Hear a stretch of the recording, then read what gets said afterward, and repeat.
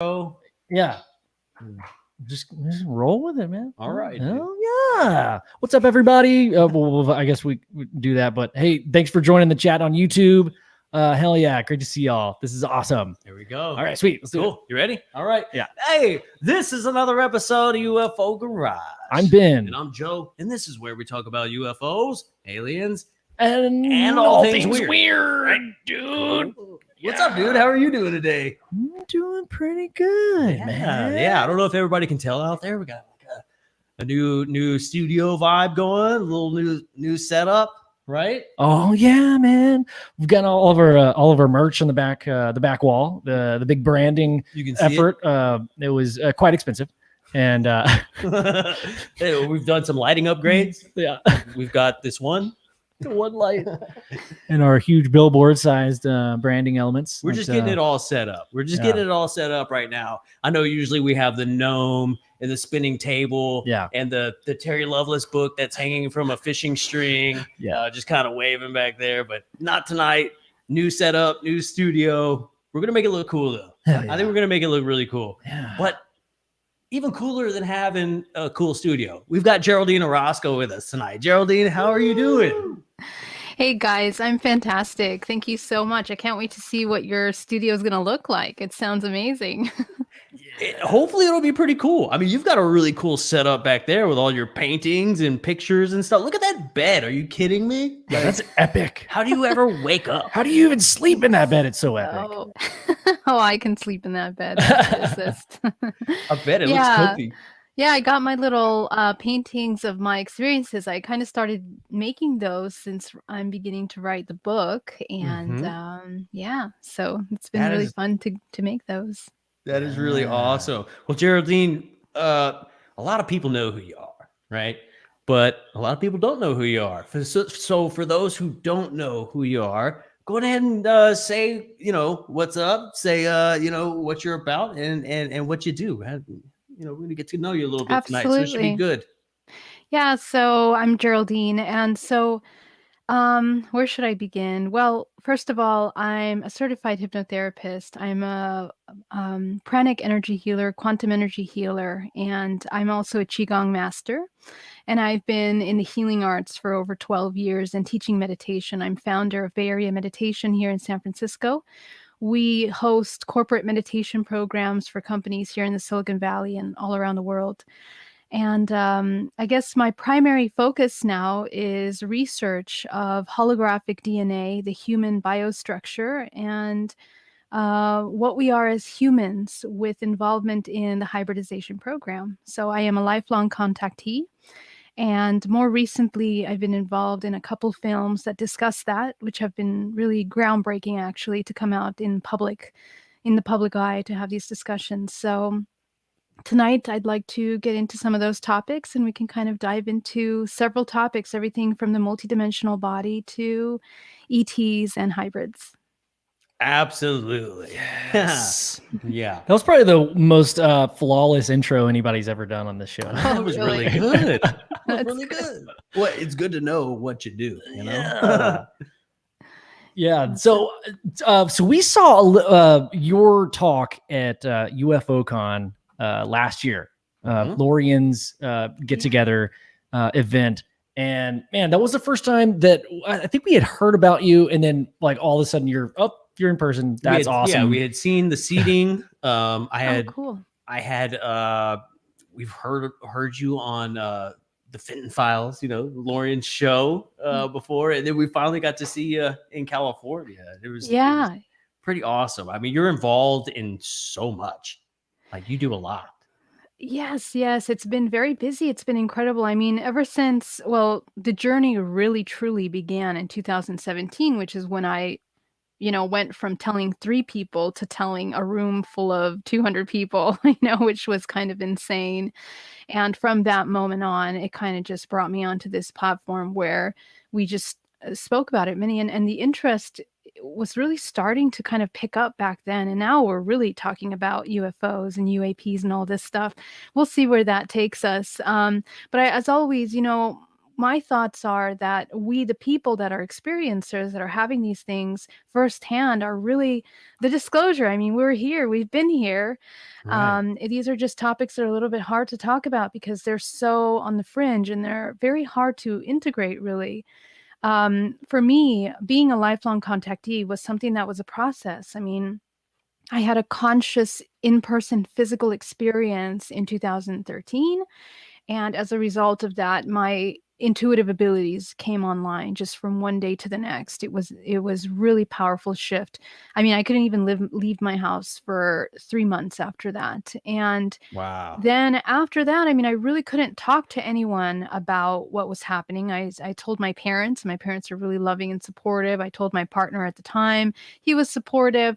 But more than that, it was like, don't tell anyone. You're going to ruin your career. You're going to, look ridiculous. People will laugh at you and mock you and question your sanity. But the thing is that I couldn't, it was like living a double life, right? It was like living Right. this life, having an event planning company and having my other businesses, and then having this thing happen to me that how can you possibly ignore it? I mean, the very morning of that event, I mean, my pajama pants were dirty, from the night before. I was hanging off the side of my bed.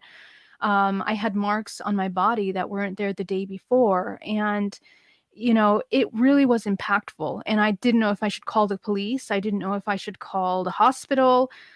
Who do you call? What do you do when these things happen? And so I guess what that really made me look at and question is what is true. I mean, we have this idea of what history is like. We have this idea of what we are as humans.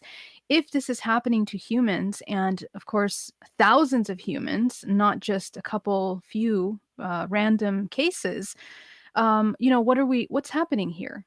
And then we look at records historically where there was government involvement in the topic, and other things historically that go all the way back to Mesopotamia and things that happened in the origin of life. And that's where you really begin to kind of piece together and question your reality and what we've been told is real. And that's kind of where it really just made this incredible fuel to try to find what is true. And it took me down major rabbit holes and moments of existential crisis because I've had to erase my entire past and kind of start fresh. It was like a rebirth. It was a rebirth, Wow. understanding what we are. So it was a really powerful shift, and that's been very fast since 2017 until now, where, Mhm. I've dedicated myself to this, selling the business, getting rid of that partnership, and just focusing fully on doing this work because it's important. Wow. So have you always been interested in biology, or is this a newfound expertise at this point, really? Yeah. The interesting thing is that one of the things that really helped prepare me for this kind of contact experience, because one of the questions that I get is that in 2017, when I had hypnosis regression to understand my experiences, missing times that happen in my life, strange illnesses, anomalies, pregnancies that kind of started to come in. I started to become pregnant when I wasn't partnered. At the time, my gynecologist and my doctors were telling me that it was stress, that it was anxiety, all these different hormonal things and things that were going on. But there was much more to those events that I didn't have the know-how or the understanding to piece those events together, right? And so when I had the hypnotherapy, I began to regress into that information and I began to download information about our origin in mankind. And what I was shown is a map of the world historically, how three main bloodlines, a green, a red, and a blue, seeded life on this planet. And I began to utter words I never uttered before, like Nephilim and Anunnakis, and I mean, all these royal bloodlines, Dracos. Those words I've never heard of before that moment. So it just kind of, I tuned in to this information in a very organic manner where I had to catch up really quick. But beyond Right. that, with that information about these three main bloodlines was information about our genetics Mhm. and the structure of our genetics and what makes up a human and how information is recorded in the body. We are these lifelong systems of information where we are record keepers of the universe, the history of the universe within our DNA. And whatever we call junk DNA, is actually full of information which our technology and our understanding of our genetics hasn't even caught up to understanding how to translate that information. So we're pretty much infants in a lot of technology and a lot of an understanding of the technology of this most advanced bioorganism that we are. So that's kind of what brought me into it. And I was shown holographic DNA, its structure down to the cellular level, how it operates. I was also shown some of that information when I was on Craft in 2013. And that really helped me have a strong visual understanding of what I was talking about.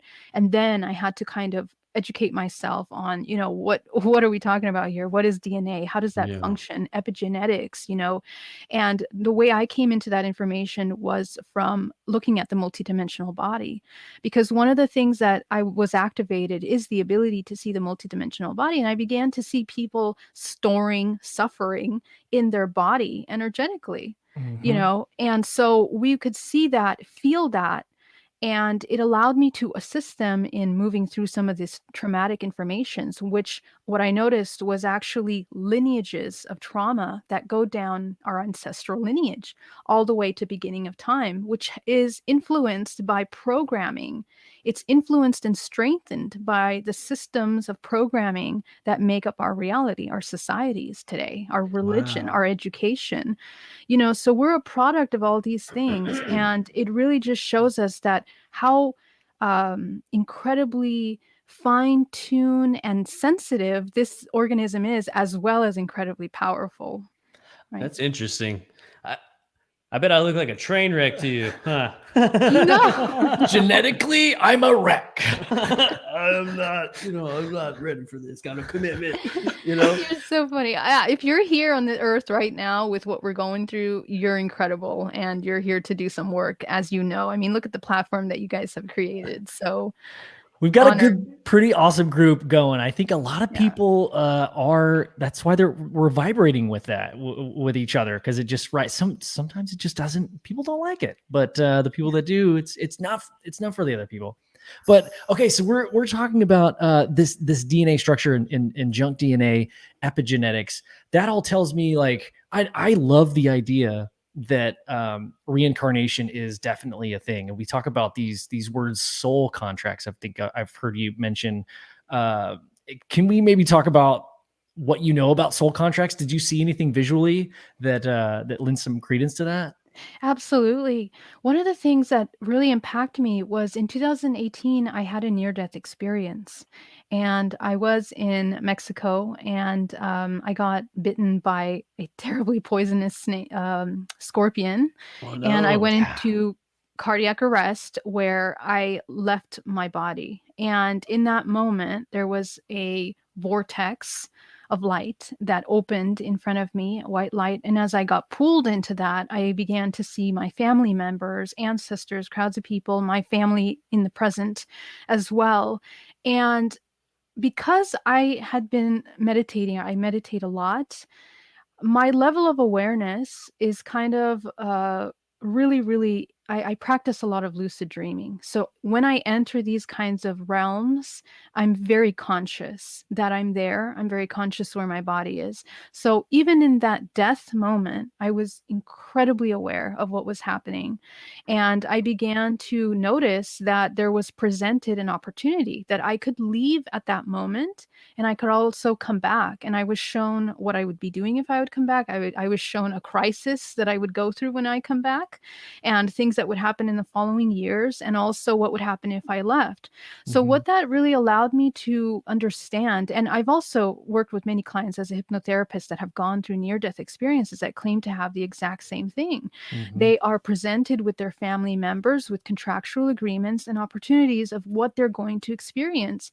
So to me, when I look at and work with clients on a daily basis, we look at these agreements, what's been happening over the past years that have been repetitive, and this is going past lives. This is going into, and I hate to use the word past life. What I really mean is simultaneous aspects of ourselves, because right, because time, it's not linear, but we keep saying past and future, and in reality we're existing and experiencing all those things simultaneously right now. They're just fragments of ourselves that we tap into. Love that. So yeah, it's really, really interesting, because when you start working with experiential contracts, then you question, what is that repetitive thing? If you can transform that experience, you're no longer in alignment with it, not just vibrationally, but your entire organism is not a match to that repetitive program. So you can literally change the experiences that you're having. And in our mind, we etherically break the contracts. But what you're really doing is replacing the emotional charge and informing that aspect of yourself that didn't know what to do in that moment, that was disconnected, that was experiencing trauma. Trauma is basically anytime we feel helpless or we don't have the information to help us respond in a way that preserves, that we feel safe in. Yeah. Right. So it's really important that when we look at those contracts, that you begin to provide that part of you with everything that you needed. For example, love or support, or that awareness that you are connected to the whole, and this is just a temporary experience. And when you do that, immediately you shift that vibrational frequency. Our multidimensional organism is layers upon layers upon layers of different dimensional timelines that we are enmeshed in. Our organism is actually this reality. It's not just this little body and, you, me, and this experience. We're not separate. We're one completely. It's the illusion that we have separate bodies, separate minds, separate, entities. In reality, we are definitely one. And so we're interacting with one another. So when we make an agreement to experience something together, this is something that many choices have been made to bring you to that point of contact and of interaction. So this is why it's so important to really be mindful of the subconscious mind and the intentions, the true intentions, not the outside face that probably has a smile on it. It's the real core emotions and the belief systems that are actually writing your destiny or whatever it is that you're going to be experiencing next. And this affects all of your aspects, not just what you're experiencing right now in this physical body, basically. Love that. So that's a little, yeah. Love that. It's like, dude, it's like all over the place. Like you have to really kind of put it together. It's almost overwhelming to that idea of like all is one. We had a guest, one of our first guests on the podcast, Chris Davis. He asked us at the end of the podcast. This guy like was way ahead of his. We were not on the same level consciously. And I've got a question after this. It's short story, but at the end of the episode, he asked us, "Is all one or is one all?" Or what was it? Is all is one or one is none or something like that? I don't know. It was really profound, but I'm whatever it was too smart to remember. It's too smart to remember for me. But so Geraldine, I've got a question I've been thinking about past couple days. This soul contract thing, and you explained it beautifully. Do you think a clause in that contract is that you should not know that you're in a contract? Therefore, this awakening that we speak of, where people start to become aware that this is all kind of a simulation in a way, that's breaching. You said breaching contract. Is that? Am I just saying the same thing you said, or is that something that resonates? Yeah, absolutely. So what we are is we are organisms that abide by laws of the universe. And so one of the most important things that we kind of want to get acquainted with, especially now when there is so much to discern and so much deception in the world around us, is to begin to become clear in those laws of creation and of the universe. Because only within the understanding of those will you understand your body and the mechanics of creation, which is everything. Right? It's your health, it's your things that you're experiencing, it's ET contact, all of that, and so what that means is that when we come into the incarnation of this physical body, we are attaching to an ancestral lineage. through our genetic information. And that lineage has a vibrational signature that defines the kind of repetitive programs that you're coming into. And it's for two reasons, one of two reasons. One of them is to progress your evolution, always, right? Because the entire universe is a constant moving mechanism. It's always evolving. There's no such thing as not evolution. Everything is always evolving in some ways. And so when we choose to come into this ancestral lineage, we choose to either repeat those programs or to break them, end them, and move forward and heal that ancestral lineage. Because everyone in your ancestral lineage is you. It's a fragment of yourself. And some of you, you've incarnated as your mother in a past life, or your aunt, or someone else. You keep repeating those. We tend to get stuck, unfortunately, in these ancestral lineages when we don't transcend the lesson that's being experienced at that time.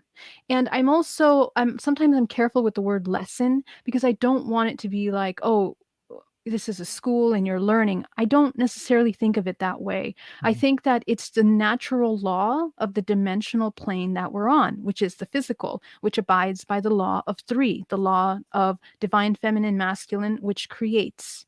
And so within that law, we're creating experiences, and we always have to experience that contrast. So it's just a plane of many dimensional planes that we're experiencing simultaneously.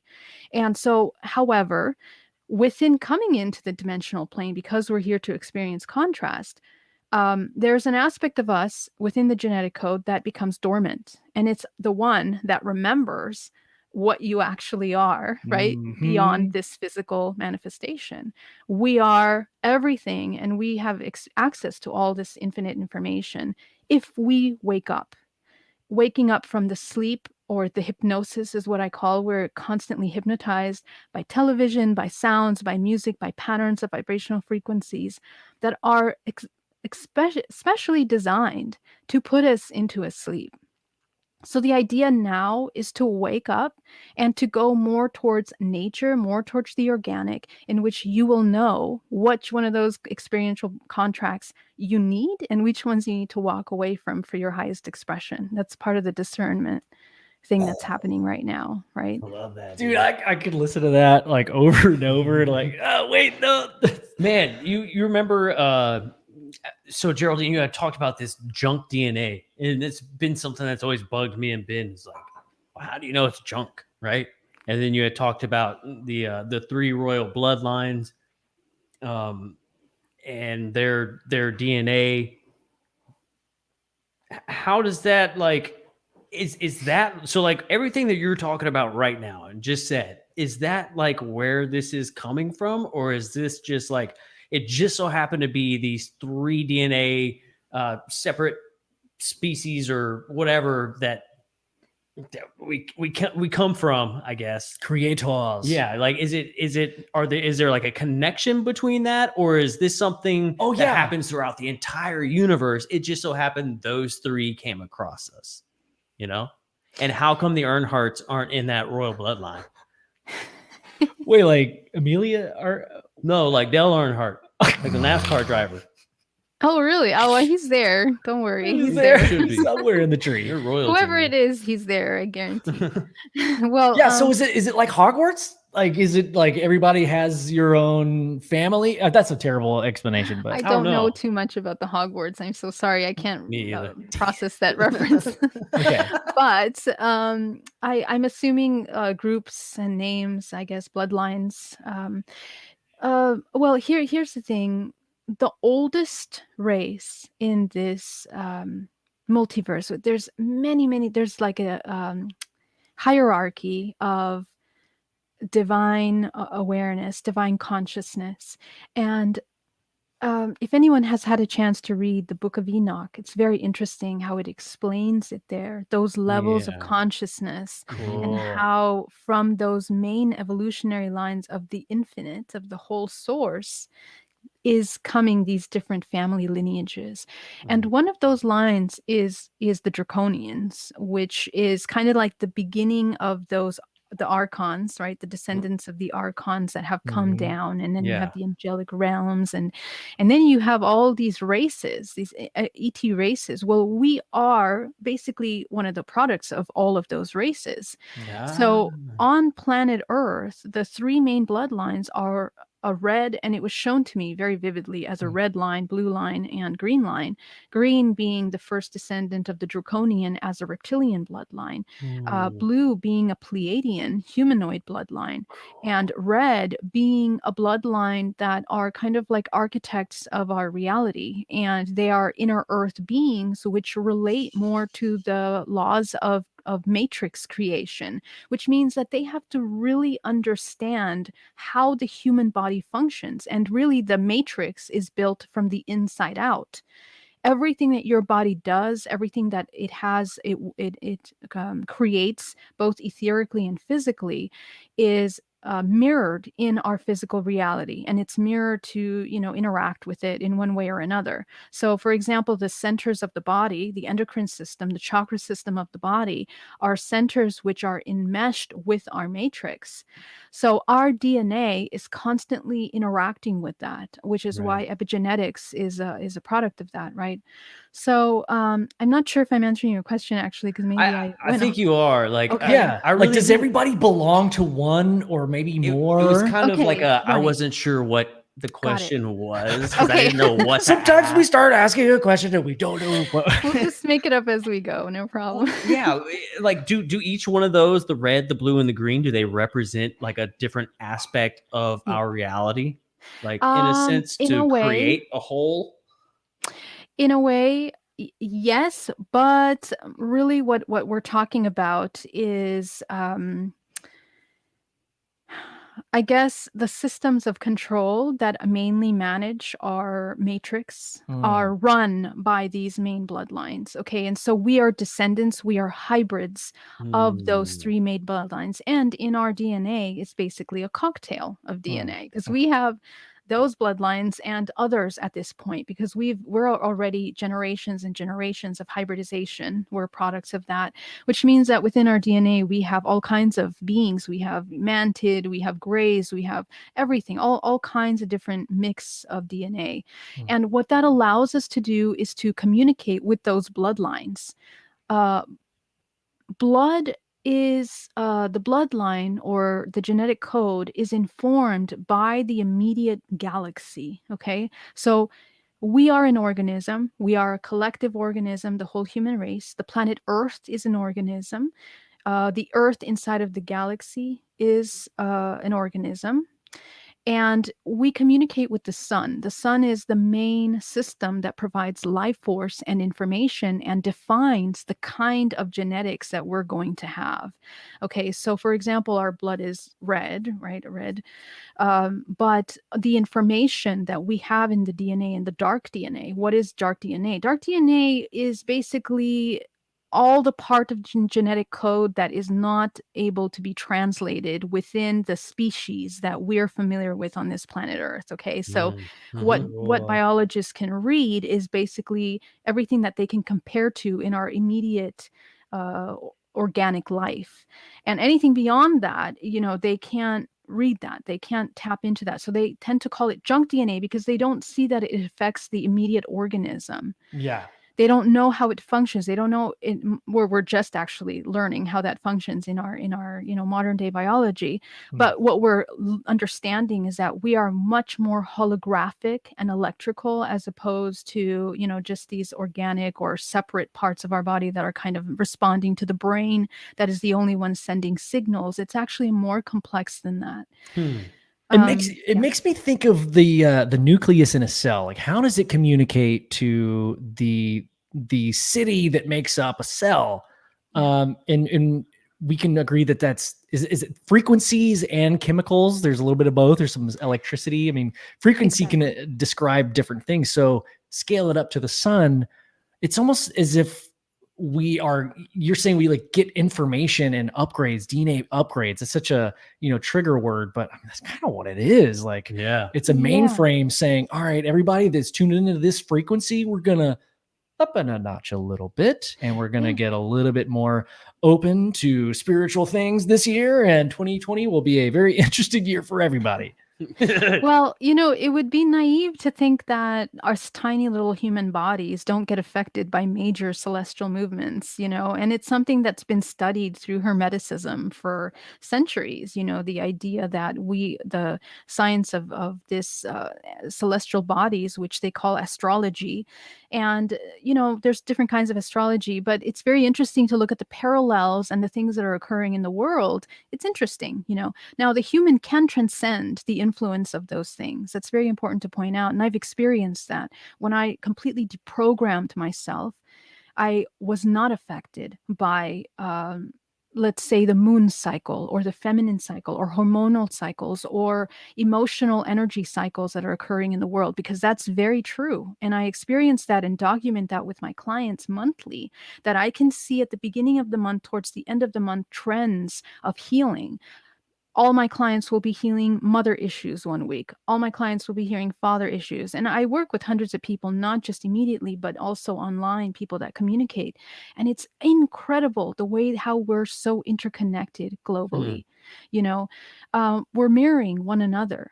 So it's really interesting. And just to answer your question about how this DNA actually works, yes, it's very much electrical. And what I was shown and what I've seen in the body is that down to the molecular level, it's oscillating. It's oscillating to create this toroidal field, right? Just like a motor, it oscillates, it creates this field of energy.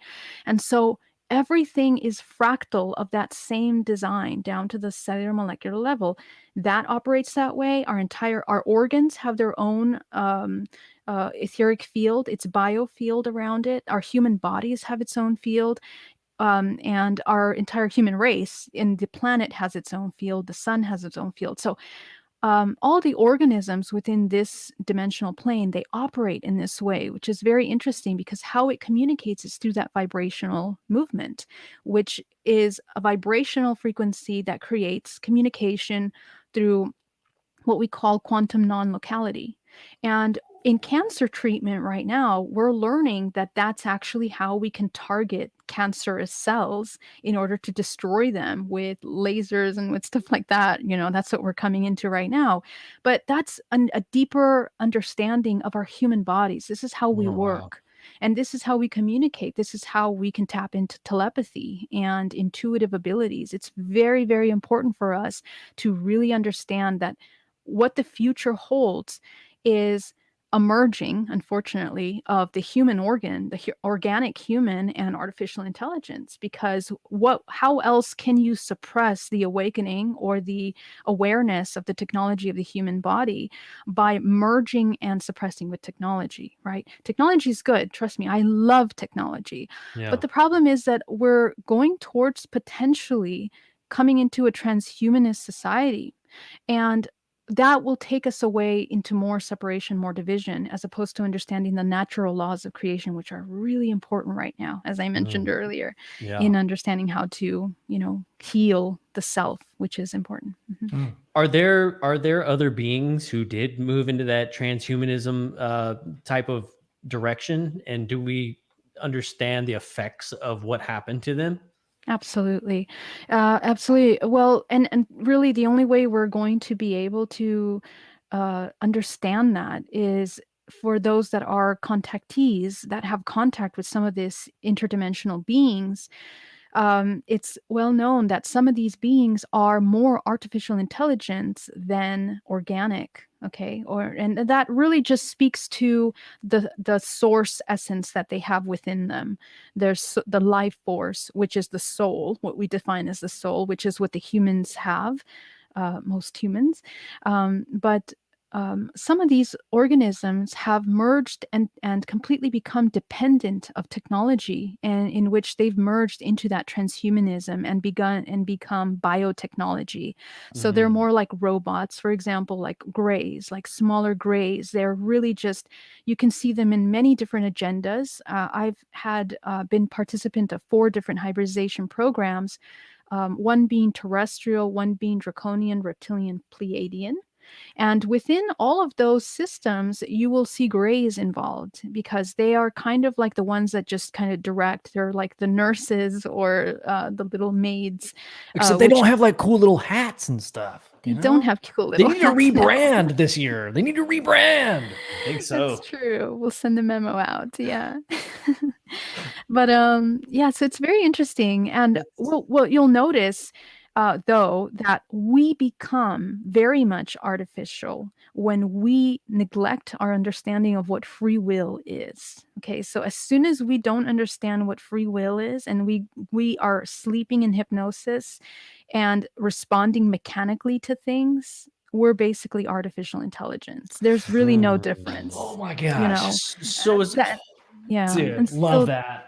that's kind of Yes. the thing. So if you don't want to be artificial intelligence, be conscious, be awake, and be mindful. Observe yourself all the time. Why are you acting that way? What made you act that way? And so on and so forth. So, yeah, I've heard you say like once an hour, kind of take a look around every minute. and say, yeah. what am I doing? Like, just be conscious of your surroundings. So that's really interesting because, like, as a human with a soul, that's, I would assume, connected to source of everything. But if you do move into this more mechanical, transhumanistic type of environment, is that still connected to source in some way, or is that now kind of a slave to its own thing that it built? You know, it's a slave to itself, basically, to where if Well, that system were to shut down, they're done because they're not connected directly to source, right? Fantastic question. Well, here's what happens. I mean, we're experiencing the physical realm, so we have a physical body. But what happens when we're not aware of the physical body and governing the physical body, we become hosts to parasitic consciousness. And so parasitic consciousness, which usually is interdimensional, does not have a physical body, will come and hitch a ride and use your body to feed and to carry things out.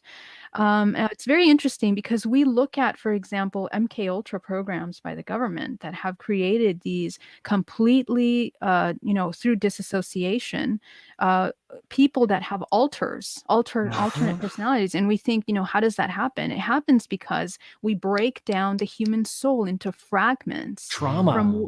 Exactly, trauma. That's exactly what it is. And so through that trauma, we have these disconnected aspects of oneself that can do any number of things, and they won't even remember that they did those things. So when we're unconscious, we create that exact same thing. Some of us, we can't even remember what we did yesterday.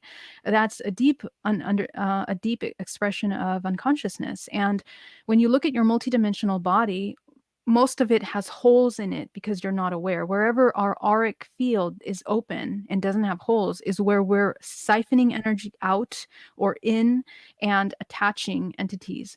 Now, this really is important when we're going into the astral plane, because in the astral plane, at the moment where you sleep at night or you lucid dream, you're completely not protected because you're leaving the physical body. And without the awareness, you can be taken into any number of programs, which is what happens a lot in these abduction experiences or these interdimensional contact. We begin to interact with these entities that make us as slaves to these hybridization programs without our awareness. And even though it's without your conscious present awareness, physical awareness, you are still agreeing to those experiences because your level of awareness is not deciding at that point. You've kind of become this mechanism for another organism to act through you. So that's the problem with not being conscious. And again, that's mechanical. You become a little robot. That, I gotta say, that absolutely terrifies me, because I'm up at 5 a.m. and I go till 9 p.m. Like, there's just, my day consists of like, it's go, go, go, go, go, get home, go, go, go, go, go. And then finally, when it's like quiet time, it's like, I could take a breath, and then I go to sleep just because I'm tired. And it's like, my day is so full every single day that it's almost like helpful for me to be in this repetitive, just machine like, don't really remember your day, just go do it so you can get it over with, and it's so sad. It makes me sad. that I have to be adulting like that. Yeah. And I like, completely understand. Yeah, I mean, and the majority of us are like that. And the thing is that we have to realize, right, the bigger picture. If we look historically at why are we doing this? Who are we serving? You know, why are we in survival mode when we can have free food, we can trade, we can grow our own crops, we can, money is a part of a system that sustains and creates, unfortunately, codependent robots that end up serving, yeah, and what happens is our health gets neglected. So it doesn't mean that we can't do that and still be conscious, though. You can do everything that you're doing, just checking in with your body. Now, what will potentially happen is that things will change for you. Maybe you're going to decide that you no longer want to continue doing that. So that a lot of times people are afraid of that. They're afraid of the change, afraid of losing that monotony in life and the things that's comfortable to them. They're yeah. incredibly comfortable in incredibly uncomfortable circumstances, right? And that's the resilience of man. But we need to change that. And that this is where the concept of self-love comes in, which is the complete awareness of the body to the point where you understand that you have the ability of having this total sovereignty and ability to choose what's best for this organism that goes beyond matrix illusion or limitation of matrix or survival thought form. But it's just little steps, little things at a time that you can. And the biggest way to manipulate the human is through fear, right? Hmm. Because as soon as you begin to feel helpless or feel fearful, you're easy puppet to just be like, okay, you're fearful, he's going to be fine, he's going to stay right there, or he's going to be doing all these things. But all of us go through that, and I myself, it's constant work to be able to maintain balance in life. I'm quitting my job on Monday, and I'm telling Yay! them, because Geraldine told me to. See, like, man, It's so inspiring, We'll take though. care Like, of you. I mean, We'll Yeah. take care of you, right, just everyone? yeah, just that little phrase. Just check in with yourself, Check and, in and with- just be conscious. Like, it Yeah. really does take the whole scariness away from Yeah. it. Then you're like, oh, this sucks. Like, but, This sucks, You're like, dude. man, It's it's so so cold outside. It was so much Oh. easier to just kind of like forget. You know what though? Actually, one thing I've realized is that negative emotions really serve absolutely no purpose. Okay. Long-term purpose, right? Right. They are necessary for us to understand what's happening in that moment, but then we have to keep moving really, really quick. We can't stay in them, we can't marinate, we have to move really quickly. And I guess understand process what we're experiencing and then act accordingly through what we're learning through that negative experience. But if we continue to feel down and helpless and bad and even sorry, the body goes into a cycle of self-destruction. So our emotions are our most powerful tool for becoming independent and not codependent of a system that is toxic, I think. So that's yeah, you got it. I have a thought for really anybody. Like, I've been thinking about, okay, what's the ultimate thing that's happening right now? We're experiencing something that feels like an awakening. Something feels like we're on the tip of a wave. Something's about to happen. I think we can all feel it, and I think we're all just trying to figure out what's the angle. Where's it coming from? Where do I side? Where do I? And it's almost like we're talking about taking yourself out of that, just forgetting about the destination. It's more about the journey, right?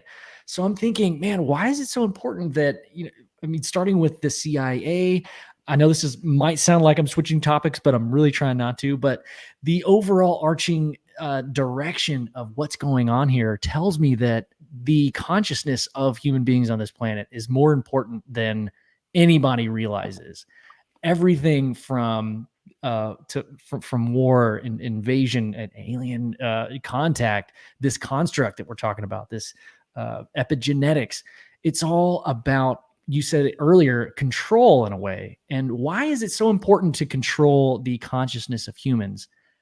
I kind of want to beg the question: do you guys think it's possible that this construct, I mean, we can call it matrix, we can call it whatever we want, but it relies on the populace believing, or the majority of the populace of consciousness on this planet believing in the majority in one direction. Because if it's all over the place, it's like entropy, and we want opposite of entropy. We want a structure. It's not just physical, but it's consciousness as well. That needs to form alliances and form shapes and structures. So, Yeah, absolutely. It goes even beyond just the idea that we're in a matrix. All we have to do is follow the money trail. Okay. If you follow where the money goes, you understand how interconnected these systems of control are. Okay. And it becomes very apparent very quickly. The war on drugs, Graham Hancock talks about that, Oh, yeah, for sure. I mean, the best way to keep a human just completely unaware of its incredible potential to become this really a superhuman with intuitive abilities, with healing abilities. We have the ability to heal our body. We have the research to show that. Okay. But because of the gigantic, enormous, multi-billion dollar pharmaceutical industry, obviously that's not going to be what's going to be shown. We're going to tell you that if you can't use that plant for healing, or you can't use this medicine for whatever, this homegrown tea, for example, that can help you detox something in your body, we want you to use this chemical and or this prescription medication, which will help you. And I mean, it's really unacceptable in my mind, just because I was waiting for my car to get serviced, and I'm looking at the TV because I don't have a TV, and every 5 seconds is another commercial on a prescription drug. I mean, that should be unacceptable, right? Because why are we listening constantly to illnesses and then all the potential things that can happen when you take it? Like, to me, it's an inversion of truth. It's an inversion of all that is divine, that is creation, that is well-being. And these are the things that we need to really wake up and be like, that's not okay. So we're going to pull away from that. We're going to turn off the TV. We're going to no longer contribute that. We're going to make ourselves really healthy, organically, naturally. And we're also not going to fall into the trends because we're manipulated by so many different ways, right? But anyway, if you see the way that our food crops are produced, managed, distributed, if you see who owns the food crops, we have chemical companies owning food crops. We have major banking systems that are manipulating where those crops are going to go based on political, benefits and so on and so forth. Where is the human in all of these choices? Where is the benefit and well-being of the human? Look at the education system. Look at our politics. I mean, so many things that you can just kind of just one by one break down. The thing is, are these things, do you see them as, are they benefiting the human? If the answer keeps being no, then you know that there's something behind that. Why would you want an entire human race to be constantly surviving, constantly suffering and in pain, feeling helpless all the time? Because that's how you distract it, so that it can't cultivate the parts of it that are self-governing and self-creating. There's that trauma we talked about. How do you break a psyche or a consciousness into multiple personalities in a way? It's been conditioning. I hate we're going, this is like doom and gloom for sure, but I think people should know about this stuff. It's reality. It is. Yeah, because in my opinion, I think that and as I mentioned earlier, we are the organic body, but we're also an organic planet. The planet is alive. The planet interacts with us. We are one with the planet and with this entire system. And so what's happening collectively is that the system has become stagnant. When we don't process anger, it starts to cause liver problems, stomach problems, digestive problems, all kinds of situations in the physical body. So you can imagine the planet Earth, it's been stagnant with all of these repetitive blocked energies for such a long time that eventually it has to do something to shake it up. And this is the law of the universe that I was talking about earlier. All organisms in the universe, if they're continuing patterns of self-destruction, they're either going to completely destruct, or they're going to go through a major catalyst that will bring a shift for healing, which is necessary for this intelligent organism to self-heal. So this is what we're going through right now. We're going through a moment where we need to be shaken up. you know. And in order for us to begin to practice our discernment, start practicing, people are waking up, people are questioning things. And that is where we start to get some real healing happening in the collective, right? So this is just the beginning. In the next 3-4 years, we're going to be going through many different things that are going to really shift the way that we do things. But we have to get very clear in what is pro-human. Always ask yourself the question, is this prolonged solution? Is this going to help the next generation, my children, the children that I have? Is it going to be healthy for them? If the answer is no, then probably don't do it. Don't do that thing. Just don't do it. Yeah. Sometimes when I think I'm going to make a dumb mistake, I think about would a dumb person do? What is that from? Would a dumb person do that thing? And if the answer is yes, you say, then I don't do that thing. Yeah, it's a quote from some. Right. I don't know who that is. But man, this is awesome. I think we're getting somewhere with this. I feel very it is a positive message in a way. Yes, it's doom and gloom. It's like, hey, wake up, people. Like this is like the experience that we're having. I mean, we talked about and by the way, Grant, sorry, I named a name. He's on the Joe Rogan Experience a lot. Graham Hancock. Thank you. He said it's not a war. It was not a war on drugs. It's a war on consciousness. So I just wanted to clear that up real quick. But yeah, like exactly. I think there's something there with the consciousness thing, especially with everything going on in the news. I kind of want to touch on that just for a second, Geraldine, if you're open to it. I mean, so does it feel like it is being forced in a specific direction to you? All this news coming out and eyewitnesses and officials coming out. Does it feel like it's forcing the collective consciousness to believe a certain agenda? Well, I thought a little bit about this over the past couple of weeks. And, as we've seen this happen many times before, where we have little drip disclosure of little things and everyone gets so excited, like, oh my God, they're going to do it now. They're going to say that there's aliens. They're going to say it. Yeah. But I guarantee you that that's probably not going to happen. And because we need to look at the implications of it, right? Because we are, just look at our society. I mean, first of all, religion plays an important role in our society right now, in which a lot of people are still very much following religious beliefs that go historically, that have designed cultures, whole entire cultures of our world. How can you deconstruct that in 1 minute by saying that one word? Because that's what would happen, because we would have to go back and be like, wait a minute, if there's aliens, that means, historically, what are we talking about here? What are we talking about the humans? What role do you play? How did this come? I thought we evolved from apes. So then all of these things come into question. And so you're really having to quickly deconstruct these things. And that's a major existential crisis that would happen globally, which would be very difficult to support. So I don't believe that that will happen. Unfortunately, that is in our hands, because we have to understand our multidimensionality. Within the understanding of that multidimensionality is the understanding of the universe again. But on the other side of that, in my opinion, whenever I see little movements like this from the government, there is again another implementation or want for some kind of control, whether it's through a new technology which will be put out into the mainstream, which is what I really tend to believe. I think that they will try to account a lot of these UFOs, which they are, of course, to the government, which I know that the government does have a lot of this technology already. And it'll probably maybe put that out online and raise the idea that there is a need for that.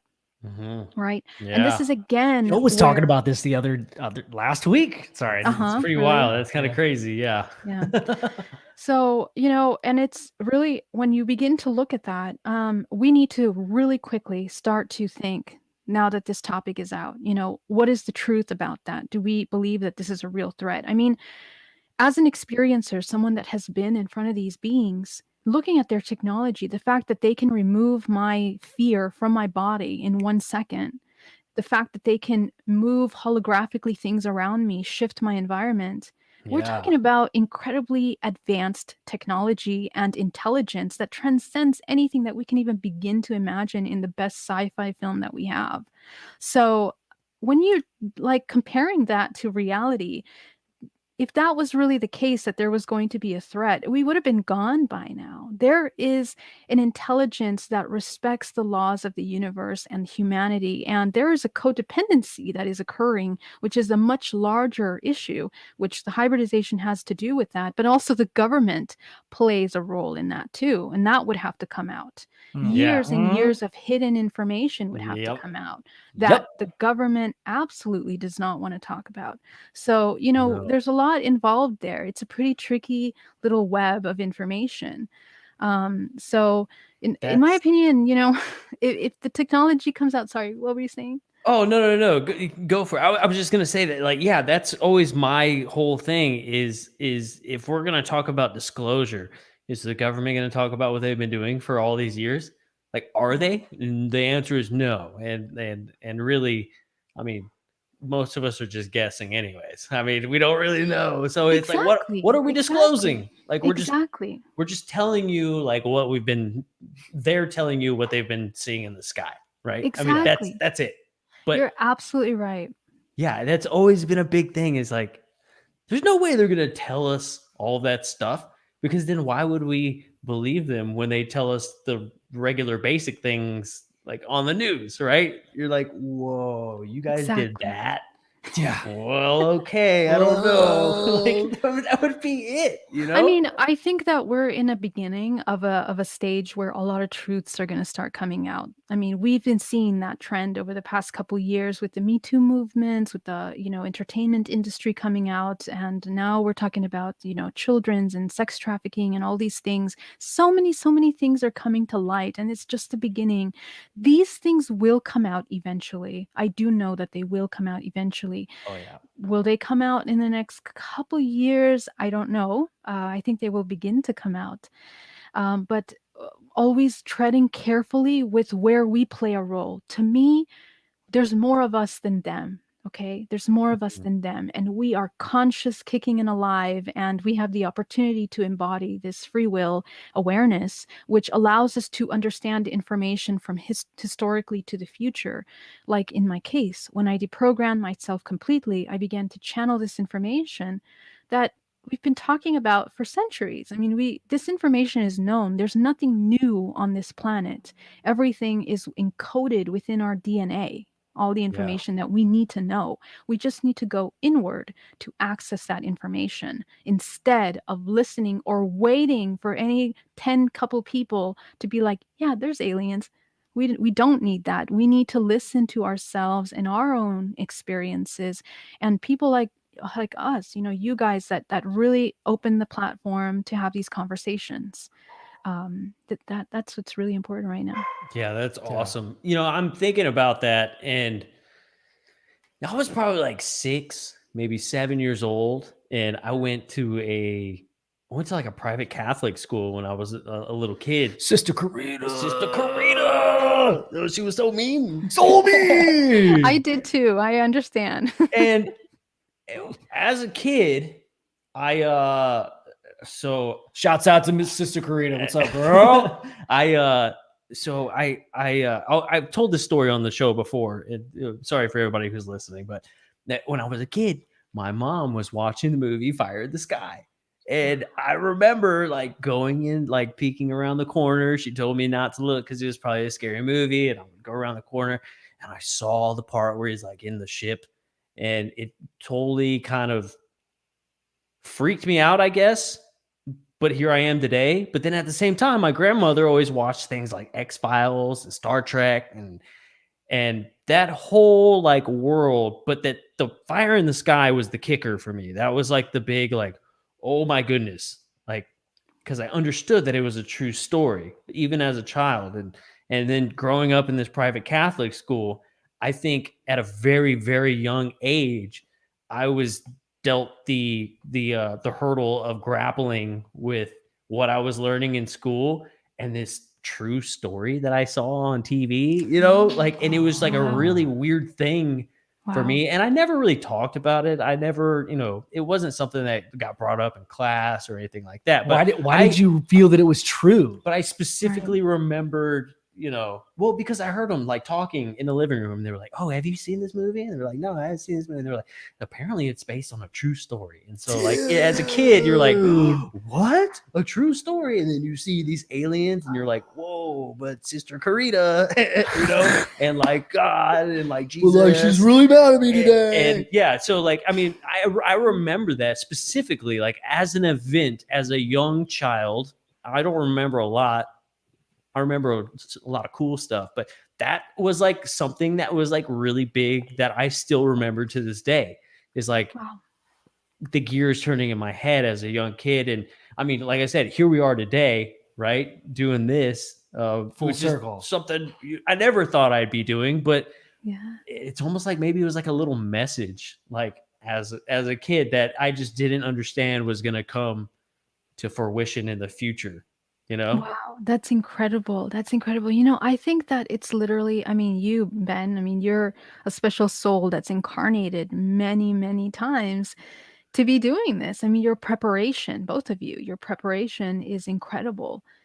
And I think that anyone that remembers or connects with the ET phenomena has that already encoded in their genetic code. Okay, because they're either conscious experiencers, or they don't know that they're experiencers, or they have contact in dream times or in other lifetimes. Absolutely, it happens every time. I've never met somebody that has been interested in this topic and has not had experiences.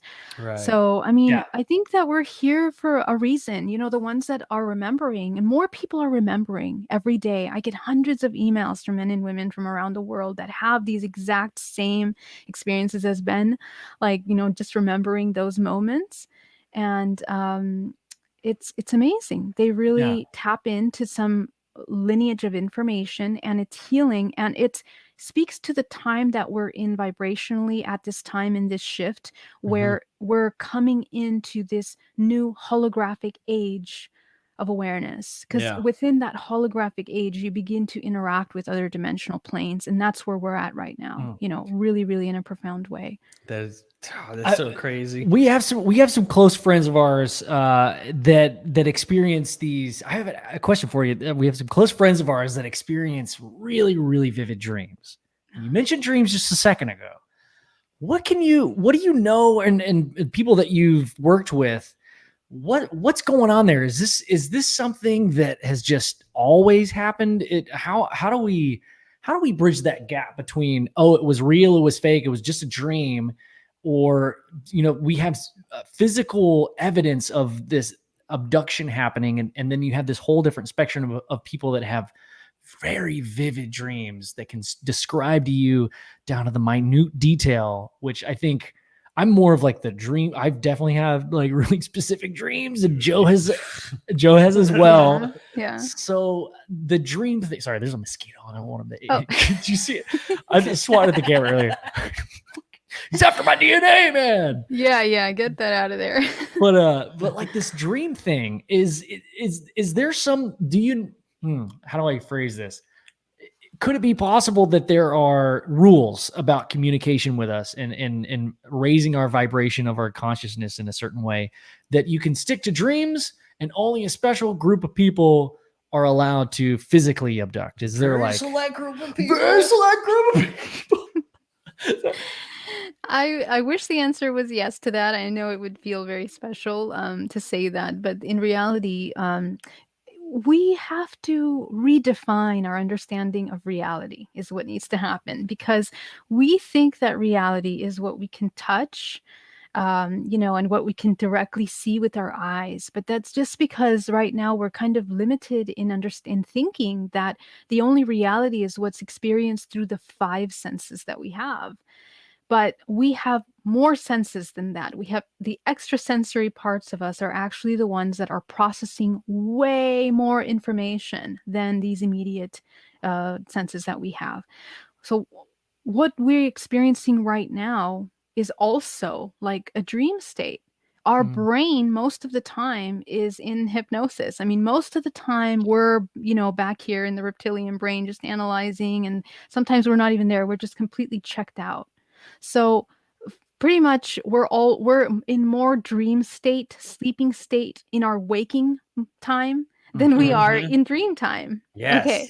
And so dream time is actually the most important time for the human, actually.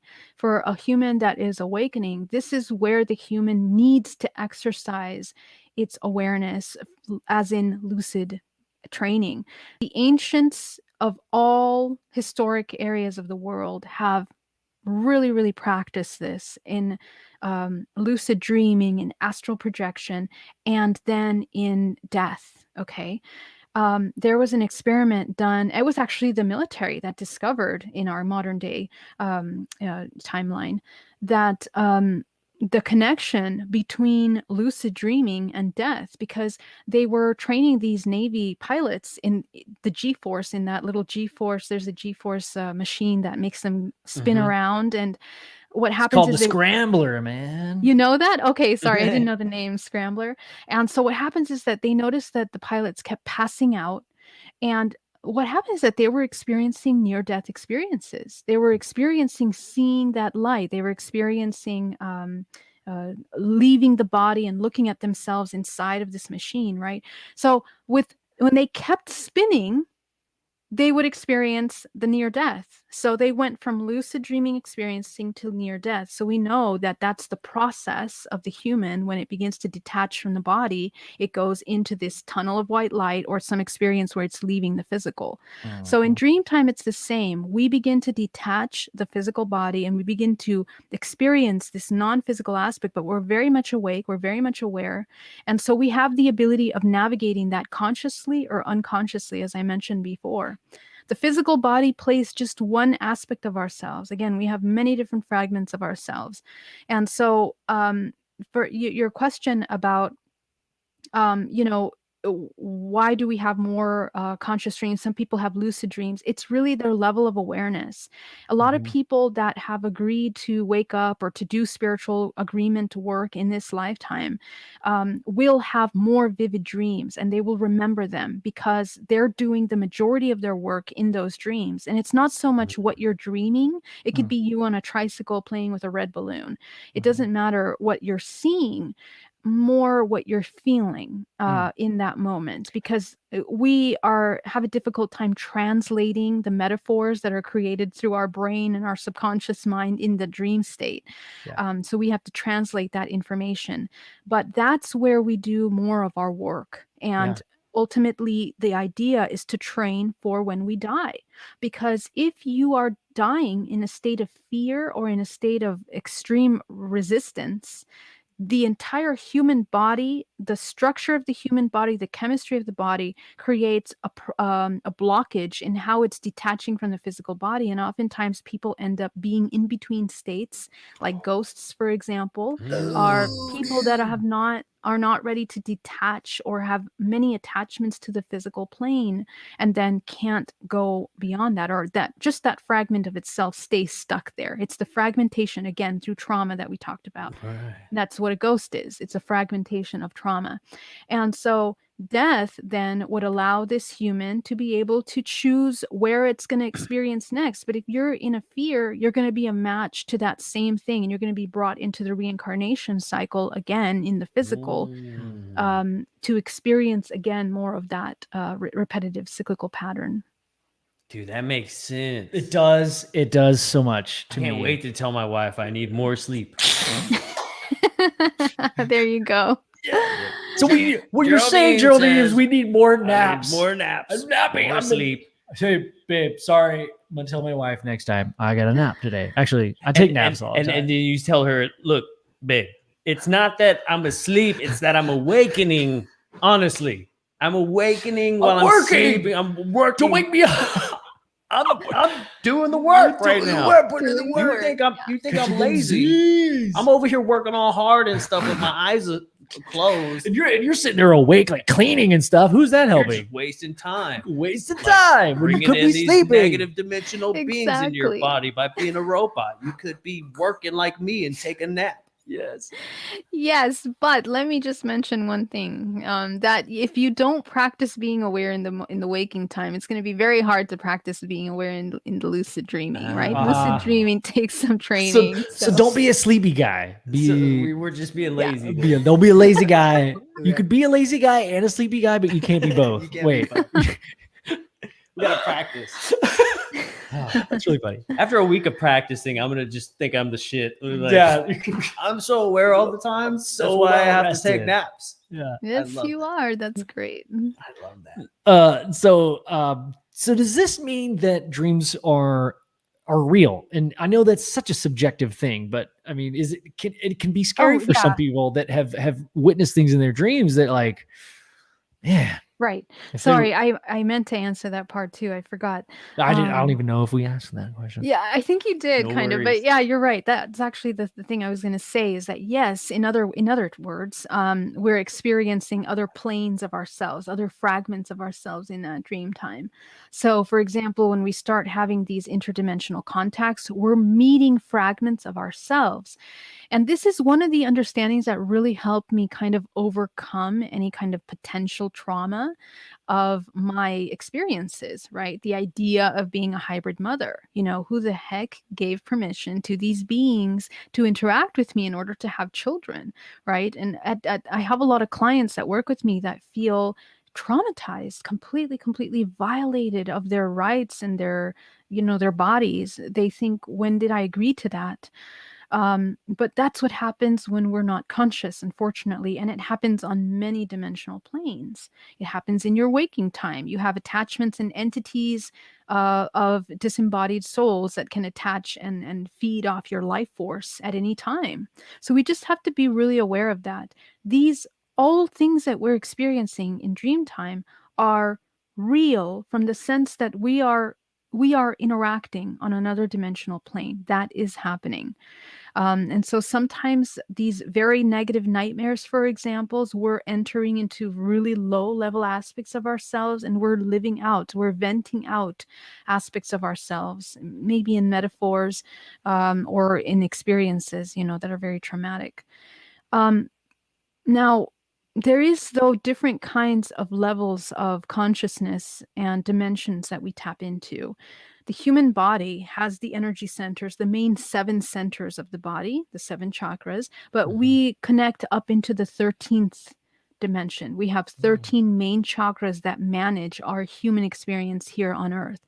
So the 8th, the 9th, and 10th are going into the astral plane, going into the angelic plane, and going into the Akashic record plane. Okay, so this is where the Akashic record is basically the lining of the organism of the planet Earth, which is just like our DNA, holding all the historical record of everything that everyone and anything has been. And so we tap into that information as well. We are a part of that and we can experience through that. Going beyond that, you begin to go into higher dimensional planes. And oftentimes this may be where we tap into ETs or extraterrestrials or other aspects of us, ourselves. Everything is ourselves. Always remember, there's nothing separate from you, right? So even if you're having these terrible things, that's a part of you. So I think the more you understand that, it's easier to integrate and process some of those difficult traumatic experiences. Hopefully. Wow. Hey, we had a question. I wanted to see if you had some advice on this. Yeah, go for it, dude. Let's see. What does it say? It says, ETs take me regularly, and there are certain ones I'm very angry with, and others I am not. Is that a normal feeling? Is that something that you can overcome? Is there something that you can work, maybe a deal out with these ones that maybe you're upset with, or no? Yeah. I mean, Great question. So yes, we have, just like we have experiential contracts with our family, friends, and the people in our everyday lives, we also have experiential contracts with the reflections of ourselves that manifest in these ET forms. And so the parts of you, the part of you that is having a difficult time integrating what is happening with that, um, I do something called DNA reprogramming, where we look at the contractual agreements that we have made with these entities, and we see what they're about. We understand. We unpack them. There's always some kind of evolutionary experience occurring, especially in these darker programs. Okay, and it's always for you to wake up more, for you to uh, become incredibly conscious and governing of yourself. That's the purpose of all of that. So if you begin to unpack those experiences and look at where we are not, and these experiences can feel like we're completely helpless and we're victims to what they're doing, but there's a part of us that is agreeing to that. So we have to break that agreement and end that experience. How we do that is by changing our vibrational frequency. You change the frequency of all of the aspects of yourself in the past that have experienced all of those things with those entities. Go back and reprogram those. And then in the present time, change the vibrational frequency so you're no longer a match to these entities. In our crown chakra, we have the eighth chakra, and this is where the non-physical meets the physical body. And this is the center of creation and manifestation. Oftentimes, when we're not aware, we don't know how to use this, but it's actually one of the most important parts of our creation. When we neglect our awareness, we basically are running the program of the matrix. Imagine that the matrix had a CD software and we put that on the crown. We're running and playing that CD software. That means that we're abiding by the laws of accident or pain, suffering, and karma, what we know as karma, cause and effect. We can change that by putting our own vibrational frequency of our highest expression. We're changing the CD. We're no longer a match to those ETs. This has changed my life, understanding how to use this. Because when I first started to really become aware of all this contact, I started to get a lot of contact, and it was not fun. It was, even up until recently, experiences where you begin to go into these terrible, terrible experiences in dream time and you feel completely helpless and can't do anything about them until you begin to shift your frequency. It's because there's fear. So if you change that fear, you're not a match. You will not connect with them. And I'm not talking about just external. I'm talking about internal. That means you have to understand what fear is. The separation of fear, how it manifests, how you exercise separation, how you see and process separation in your everyday life and experiences and the way you look at things. That has to change, right? Right. This is the part where you are evolving and healing yourself through that experience. And that's what they're for. That's what those things are for. I love that. That's great. That's great. That helps. Yeah. Woo! So if just like humans, we have this evolutionary process where we had a beginning and we're constantly evolving. To us, we assume that the more we evolve, the more civilized we get, and we're not as barbaric, I guess. That's debatable. Maybe we are still very barbaric, or we're just very clean about it now. But we buy our steak at the grocery store now, Joe. But at the same time, these other beings or whatever, they would also have some sort of evolutionary path too, correct?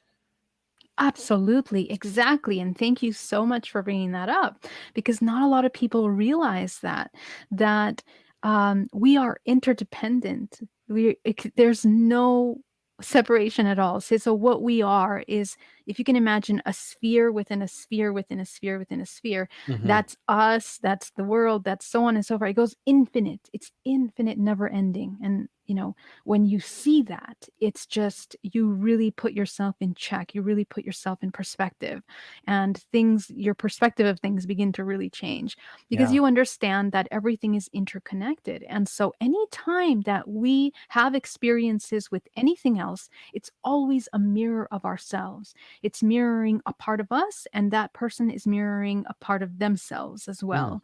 So they are also just like we are evolving, because everything is evolving by those natural laws of evolution. They're Right. also learning something or understanding something or having the opportunity to shift their frequency as well.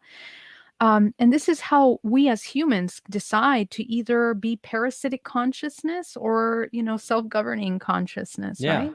Parasitic consciousness is anything that needs from outside of it in order to survive, in order to be whole. So Mhm. that's what they are exercising, and they have complete free will to do so. Yeah. The problem is a lot of times we don't know that we're choosing that, and that's the Mhm. problem. That's where we come into victim mentality and so on and so forth. Interesting. Yeah. So if time isn't linear, you're right. We're talking about time not being linear. Is there a chance that you could experience beings in an earlier state of their evolution, and then also experience the same beings in a later state in their evolution? And maybe that could be confusing because you're like, whoa, I tapped into like the barbaric side of them, but then for some reason last night I met completely different ones that were the same exact thing, just completely different experience. Like, could you be Totally. tapping into totally different timelines of their evolution? Absolutely, absolutely. And the way that they look don't really define anything at all, right? Because we are looking at archetypes that are designated to our earth understanding of reality. So it's super, super limited, right? So they can, for example, it can be a reptilian, and the reptilian, one of them is super loving and nice, and the other one is horrific, right? Mhm. So you can have these same things. I mean, when we enter into the three-dimensional plane, we're here to experience more than anything duality. That's what we're here to experience, the two sides of these two creative life forces, one which is destructive and one that is creative. And so we have to understand that there is no separation between that. It's just a spectrum of possibilities. So when we encounter some of these beings that are embodying anywhere along the spectrum, it's just another opportunity for us to experience that polarity, and it's a reflection of Mhm. our own polarity, and that's going to be shown up in everything. That's why one thing that's really important for right now is that we remember that we try not to think in terms of separation. Like, really, really check with yourself when you're watching TV, when you're hearing the news, when you're hearing anytime someone makes you want to choose one thing from another, just take a really good step back and be like, wait, let me think about that. That's Because that. Sorry, I was just gonna say yeah, that is a form of meditation, just being aware that we're yeah, being yeah, hypnotized, right? Like, I exactly. think all Yeah. these terms Yeah. that we keep talking about, these concepts, are finally, thanks to Geraldine, is like kind of like converging. Like all these concepts that have been interesting me over the past couple of weeks of consciousness, it is just becoming aware. Yeah, it does feel like there is some control that's being done in a way, and our control, that control is controlling the consciousness of the collective consciousness, and it's so important. Why is it important? Well, just because like it's probably the most important thing in the freaking universe, dude. Yeah.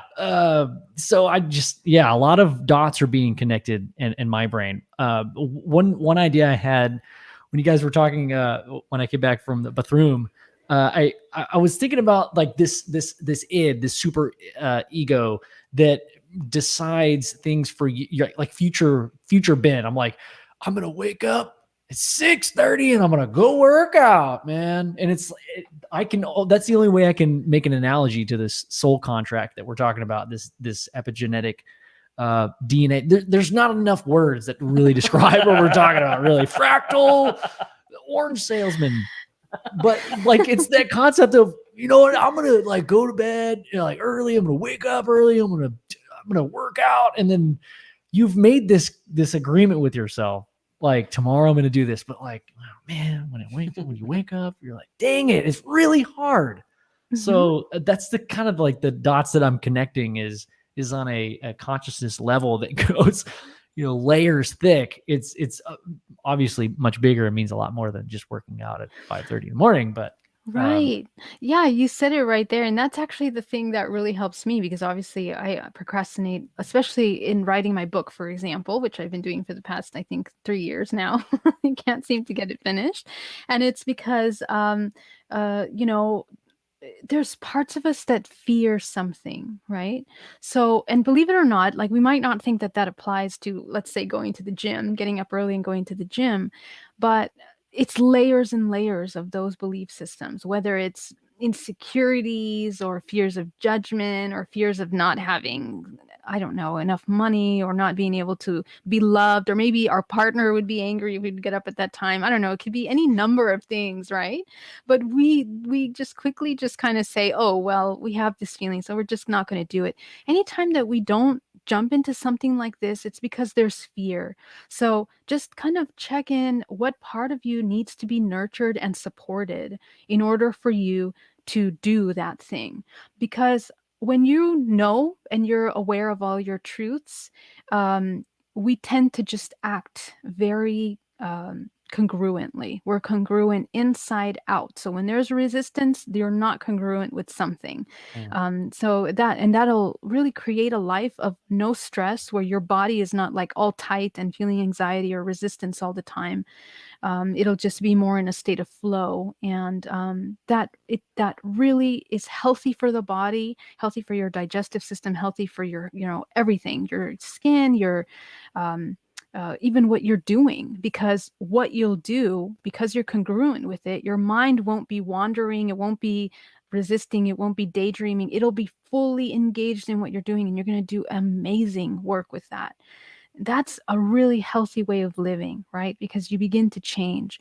Our society, we're used to seeing a lot of people just sometimes making fun of having those kinds of habits and stuff like that. And it creates a subconscious thought that paying attention to the self, loving the self, doing these things that are good for us sometimes are not as worthy as they are.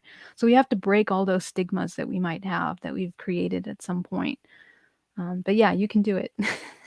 It's like that, like the bully in school. It's like, you read books, Yeah. yeah, dude. Like I resonate with that, Yeah. Geraldine. Like Yeah. there's some kind of stigma, like, oh, if you eat healthy, and well, I guess maybe this is a Texas thing, but like if you don't eat cheeseburgers, like we're gonna make fun of you. But if you don't Yeah. eat steak, like, oh, what do you don't eat barbecue, dude? What are you doing in Texas? Move to California. Yeah. But yeah, that's interesting. Like this stigma that's going around about, or that's been here for a while. Like you're Yeah. not supposed to take care of yourself. I don't know. I think it's more important than that. Yeah. But man, I love this. You said the word ethereal. I've been saying it wrong. I think I always get tripped up, and I think of the word and I end up saying Aretha Franklin. Aretha thought. There's Aretha thought. Franklin Yeah. thought. Yeah. That's hilarious. So I was thinking it might be interesting to talk maybe more if you can, if you feel comfortable with it, talking about some physical things that you have seen in your experiences to really kind of ground this thing. Maybe some people don't know your story. And yeah, you've been in the documentary called The Seeding. That was, a really popular documentary. If you haven't seen it, y'all need to check out the Seeding. It's amazing, and it's really eye-opening. So it is full of trauma, and I don't really want to open that Pandora's box, but I often love hearing just descriptions of physical things that you've noticed and felt in your experiences. Yeah, I've had many experiences. I can tell you my first experience, just really briefly, the most conscious and awake I've had. My experiences started at the age of 5. So at the age of 5, I saw a bright light in my room, and then I had missing time. And then after that, at the age of 16, when I was in South America, I lived 2 years in Bolivia, and I went to an all-girls Catholic school. And I used to teach English at night, and when I was leaving my class in the dark, I just ended up completely missing time and then found myself in bed like hours later, right? No idea how I got there, no idea what happened. And so all of these experiences that happened throughout my life, the next time at 24, where I became incredibly ill with some anomalous amoeba that the doctor could not define. And from one moment, him telling me that if I don't take the medication, I was going to die in 2 months, to being completely healed, like nothing, in like a week or 2 days after that, right? Wow. Right. Yeah, so that was intense. And of course, my doctor didn't know what it was. Just said, "Great, you're great. Just come back in a couple weeks. We'll check. You'll be fine." Whoa. And that was connected with an experience that I had where this is a little bit more of an interesting experience, where I was taken into this kind of a seat that was kind of like a dental chair. And I would sit there and I was intubated with something that came from the ceiling. There were like flat, I was laying on this kind of like a dental chair that leaned back, and above was this flat panel that seemed to be floating, and from that panel descended these tubes that seemed organic. They looked like tentacles, but they were tubes, and they went into my throat. And one of them was injected into my arm, and they put in a blue liquid inside of the body, and it also went inside of the uterus to create some kind of a coating for the insemination of a zygote that was a combination of different DNA. And obviously, the human body would reject that. So they had to Yeah. create this kind of artificial womb within my womb in order to gestate that. And then weeks later, they removed it, and that's when I became totally fine again. So these kinds of experiences were pretty profound, right? But the thing is that they're not just individual one-off things. There are specifically times throughout my life, with my cycle, timed with events that were happening at the time, and times where I would become pregnant when I wasn't partnered. I would have missing time, and then I would be pregnant, and then all of a sudden have no fetus in the womb. And the doctor would call that a blighted ovum, but he couldn't explain how I became pregnant at the time. At the age of 16, after that first experience, developed these really advanced cysts in my womb that looked like I had had lots of kids at that point, and I was virgin, at the age of 16. Like, I didn't even know what sex was at that time. So it was just really interesting to follow these along. And in 2013, I was taken out of my bedroom and taken on this lenticular craft that was about 50 yards wide. And by these grays, it was 6 grays that took me into the craft. And the craft was like a donut, kind of lenticular donut, if you can imagine.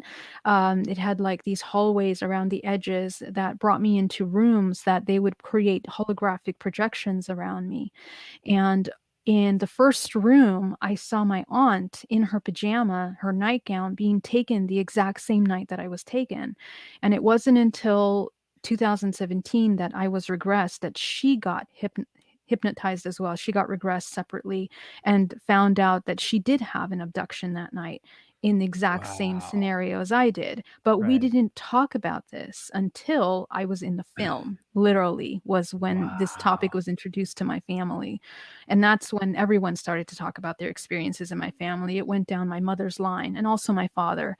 But every woman in my mother's line to my grandmother had had contact experience, which was just mind blowing, because why were we never talking about this before, right?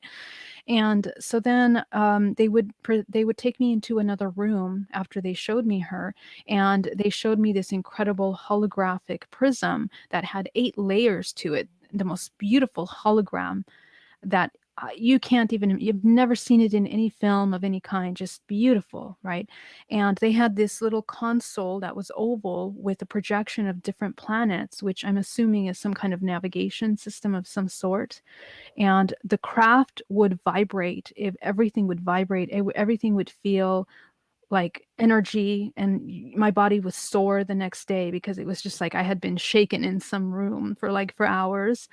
And the craft would come in and out of visibility. You could literally see through the metal. It was a metal that was like more like a liquid that you could see through it. You could see planets on the stars, on the other side.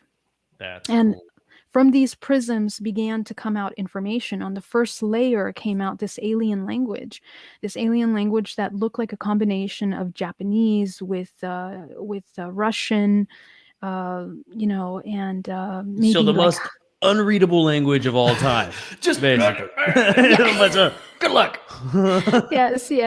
And so they would show me this, but what I realized is that it's telepathic even when you read it, because I Whoa. couldn't make out what it meant, but I would receiving images in my mind, Mhm. and they were images that were so complex that include not just myself but the universe. Every single word included everything. They speak in universes is the only way I can explain it to you.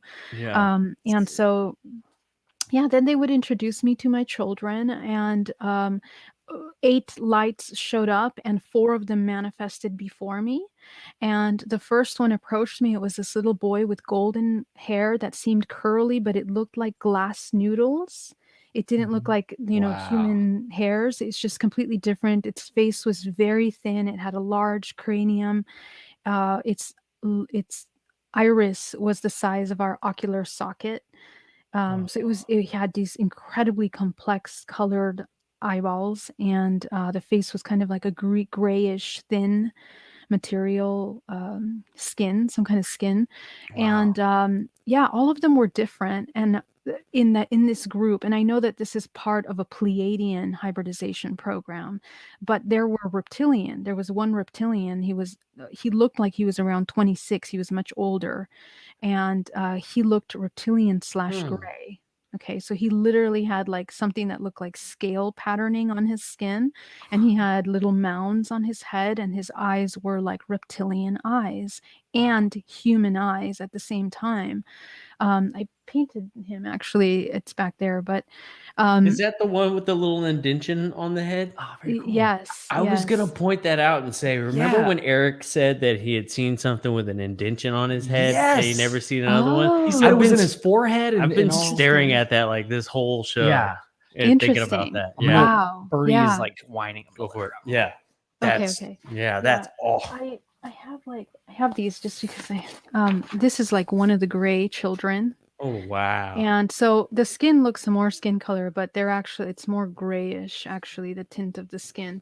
But Yeah. as you can see, it's kind of humanoid, but the complexity of the iris is what's very interesting. I almost want to say that the colors are like non-human colors. It's almost like a range of colors that are non-human. It's hard for me to really explain what that means, almost like Yeah. holographic shades of some sort.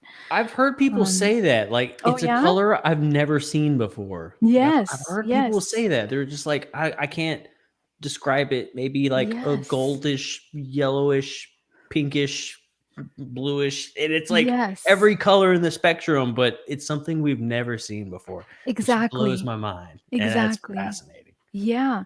So that's what the children were, and the communication was very much telepathic, right? I immediately went into a panic, thinking everything. I was reviewing my life. I was like, how could I have forgotten these children? I felt guilt. I felt shame. I felt love. I mean, I didn't, this maternal instinct comes in, like you don't know what to do with yourself, really. And the child, all of them are pretty calm. Like they know what that exchange is going to be about. So they know you, they can see right through you. So anyway, so for example, these kinds of experiences, they also showed me the structure of reality and the matrix. Once they took the children away, they showed me what the matrix is, how it functions, the structure of that. And that's kind of why when I woke up the next day, had the ability of seeing the multidimensional body, it made sense. I started to understand what they meant, how each layer of the body really truly is a creation of reality that we're creating. We're holographically creating our reality, and each one of us co-create this reality. You create what I'm seeing, I'm creating what you're seeing, all these things that we're creating. So they also took me into a nebula, which is why I painted this nebula back here. That's You awesome. painted that? That's amazing. What? Yeah, I just was so incredible feeling that they made you feel inside of that nebula of being completely connected to everything and disconnected at the same time, it was the most incredible freedom that I've never felt as a human before. And in my meditation, I kind of try to always reach that point. Yeah. It's that 0 point. It's the ultimate point of creation, of our creative life force. So that's what happened. And there's many other experiences. I mean, I've had my lab experiences. I've had other things as well, but I can share those. That was like the most descriptive I've heard. I've listened to a lot of your talks. Shout out to Dave, Spaced Out Radio has had you on multiple times, and I've always enjoyed listening. And the details that you are able to describe it's like, it really makes it real. And the way you can do it calmly is shout out to that, because it's got to be a mind-blowing, if not traumatic, experience to go through that stuff and to not block that out, like to be able to talk about it. Like that's a really strong character that you got. So I appreciate for sharing that with us. Yeah. We have a question. What was it? Let me scroll up on this really quick. Gotta use your finger, dude. So I guess in general, do we all have ET genetics? One was asking specifically, Geraldine, do you have ET genetics? But from what we were talking about earlier, I think she came in the show a little bit later with the 3 strands of DNA. We all technically have a bit of this ET genetics within us. Absolutely. Right? And it's really funny because it also has to do with how we interact with our past lives, for example, because we have past lives that we remember when we're hypnotized. We go into these sessions where we remember that we were, I don't know, Marie Antoinette or some, we have to realize that our mind is referencing what we know historically in a realm of knowledge, which we call the Akashic records, it's encoded in our DNA, the Akashic records. All that information is in our DNA. So when we begin to access some of these deeper levels of consciousness, we're accessing that information. So in the same way that we review the archetypes that we've all been cycling through, the ET or extraterrestrial part of it is also has another level of archetypes. So in the human plane, we have archetypes. When you go up to the next dimension up, so the matrix has its archetypes. Then you go up to another dimensional plane, like the 11th, the 12th, has another range of archetypes. That's how life force manifests in that dimensional plane. And so it can look like Pleiadian, reptilian, draconian, and we're seeing it through the filter of our human archetypes. Keep in mind. Okay. So I have a question about an archetype that has plagued me for a couple of months now. And this does have to do with the Bledsoe story. I don't know if you're familiar. I think we had hung. I don't know if we were hanging out with Chris when he was there last year, but the lady in the bull is a bull one of the archetypes. I mean, we see it in Egyptian culture. We see it in Sumerian culture. We see it throughout all of human history. And one that isn't really familiar with the history of it could say, no, it was just a really important thing, man. Like the age of Taurus. We relied on bulls, man. They provided everything. But I want to go a step. I think we all want to go a step further and to say that it's more important than we think. So, I mean, there is so much to talk about the bull. I mean, within the Taurus, okay, the bull, which we see in constellation as the Taurian constellation, is the Pleiades, right? And so historically, there are so many interconnections to this, but basically, in my hypnotherapy in 2013, the bull was one of the things that was shown to me as the calf that is, how they had the golden calf. It was like the origin of many religions that were brought into many lineages of thought, schools of thoughts, religions created from there, and also the creation of the matrix as well in regards to our monetary system, our economic systems, and how they were created structurally from what is it called in Rome? I always forget. What is it called? The Vatican. From the Vatican to our financial systems in the world, like the stock market, like the bull outside of Wall Street. Yeah, exactly, right. So these calves and the representation of that really shows us kind of like a manifestation of an evolution of a thought form, which has to do with these systems within the matrix that we're interacting with. And it has to do with these lineages, these main families historically that have brought those into play, manifested into the structure of reality that we interact with today. So there's so much more that we could talk about that, but it goes deep into ancient history, and we see that bull all around the world depicted in many different ways. We look at Hinduism, we look at the Mayans, we look at the Egyptians, and it always kind of depicts that. If we look at the Book of Enoch as well, I mean, there's a whole aspect to the story of how these bulls were created, were born, these calves where they were like the white calves that were here to create, and from there descended all of these humans as well, right? So it really just speaks to the evolution of that bloodline, and I think it has a lot to do with the Pleiadian agenda and the agendas of these bloodlines that have seeded life on our planet to create the matrix that we live in. I didn't know that the Taurus star system was in like Pleiades. Maybe that explains why it's Pleiades that white is lady with the blonde hair, dude. 'Cause she's a Pleiadian. Oh my gosh, she ain't playing. She's a Pleiadian, dude. I have pretty nuts. That's crazy. I have one more archetype. Okay, so everybody has heard, if you've seen an episode of Ancient Aliens, we've talked about the pineal gland and that connection with the pine cone. And we see that in a lot of Sumerian artwork. I'm so fascinated. I've gotten to where I've gotten to a point where I understand it, and it's already a lot. Like, it's a weird conversation to have with a stranger, right? But I want to go deeper. Like, what's the deal with the pine cone? I mean, we think that it's connected to the pineal gland, or could it be something worse?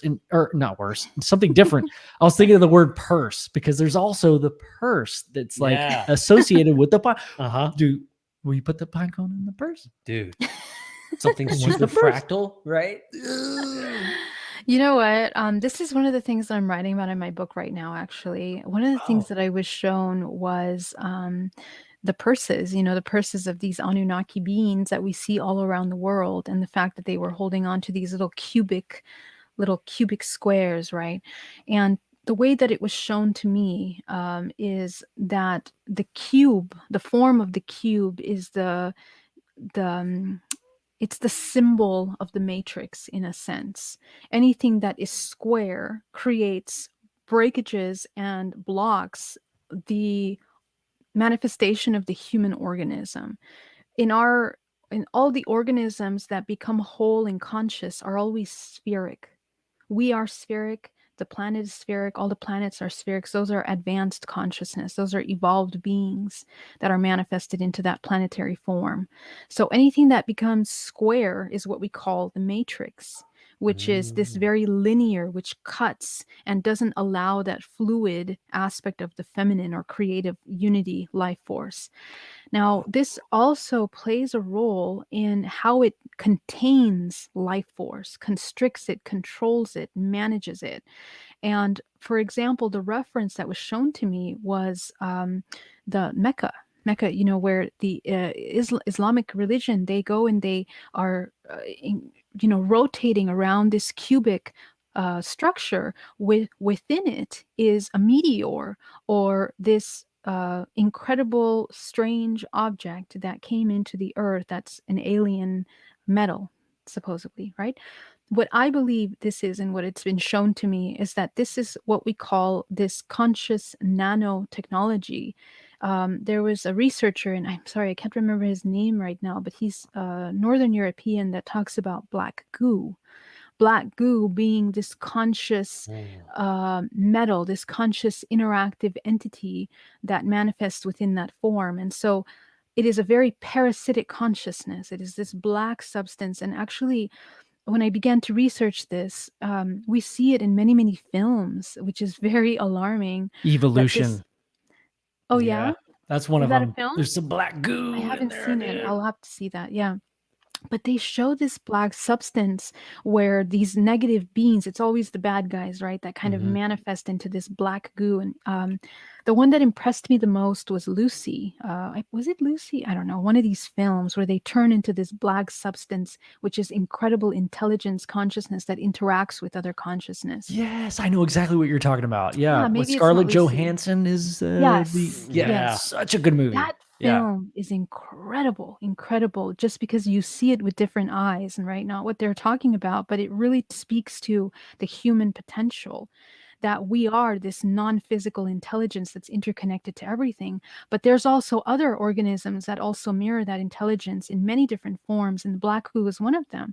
So this information is interacting with humans in a parasitic manner, in which it's absorbing the life force of humankind, and it does it in, they put it in many different things. It's nanotechnology, everything from makeup to discs that were being created for the government and placed underneath stadiums or locations that are, where a lot of people gather, because it feeds from the emotions that are being expressed by humans.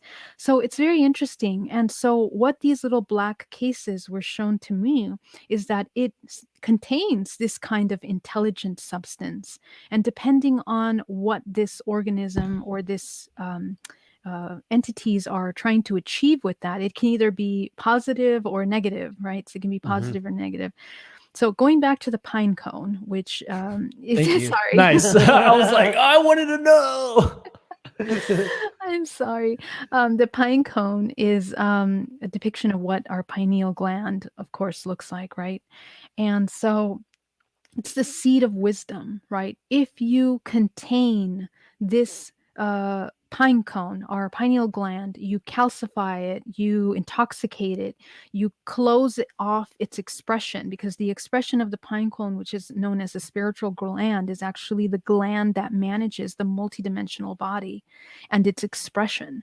So when you put it into a house that's built like a square, it cuts off your expression of your multidimensional body. It creates interference, and oftentimes people they become sick, they become disconnected and more unconscious. Only when you're in nature, in this open organic space, can the bioorganism express itself in its full capacity and move energy in a healthy manner. So which is very interesting, because you look at the teepees from the American Indians to the pyramids, you look at all these main structures were never square. They were always either triangles or sphere domes or something else.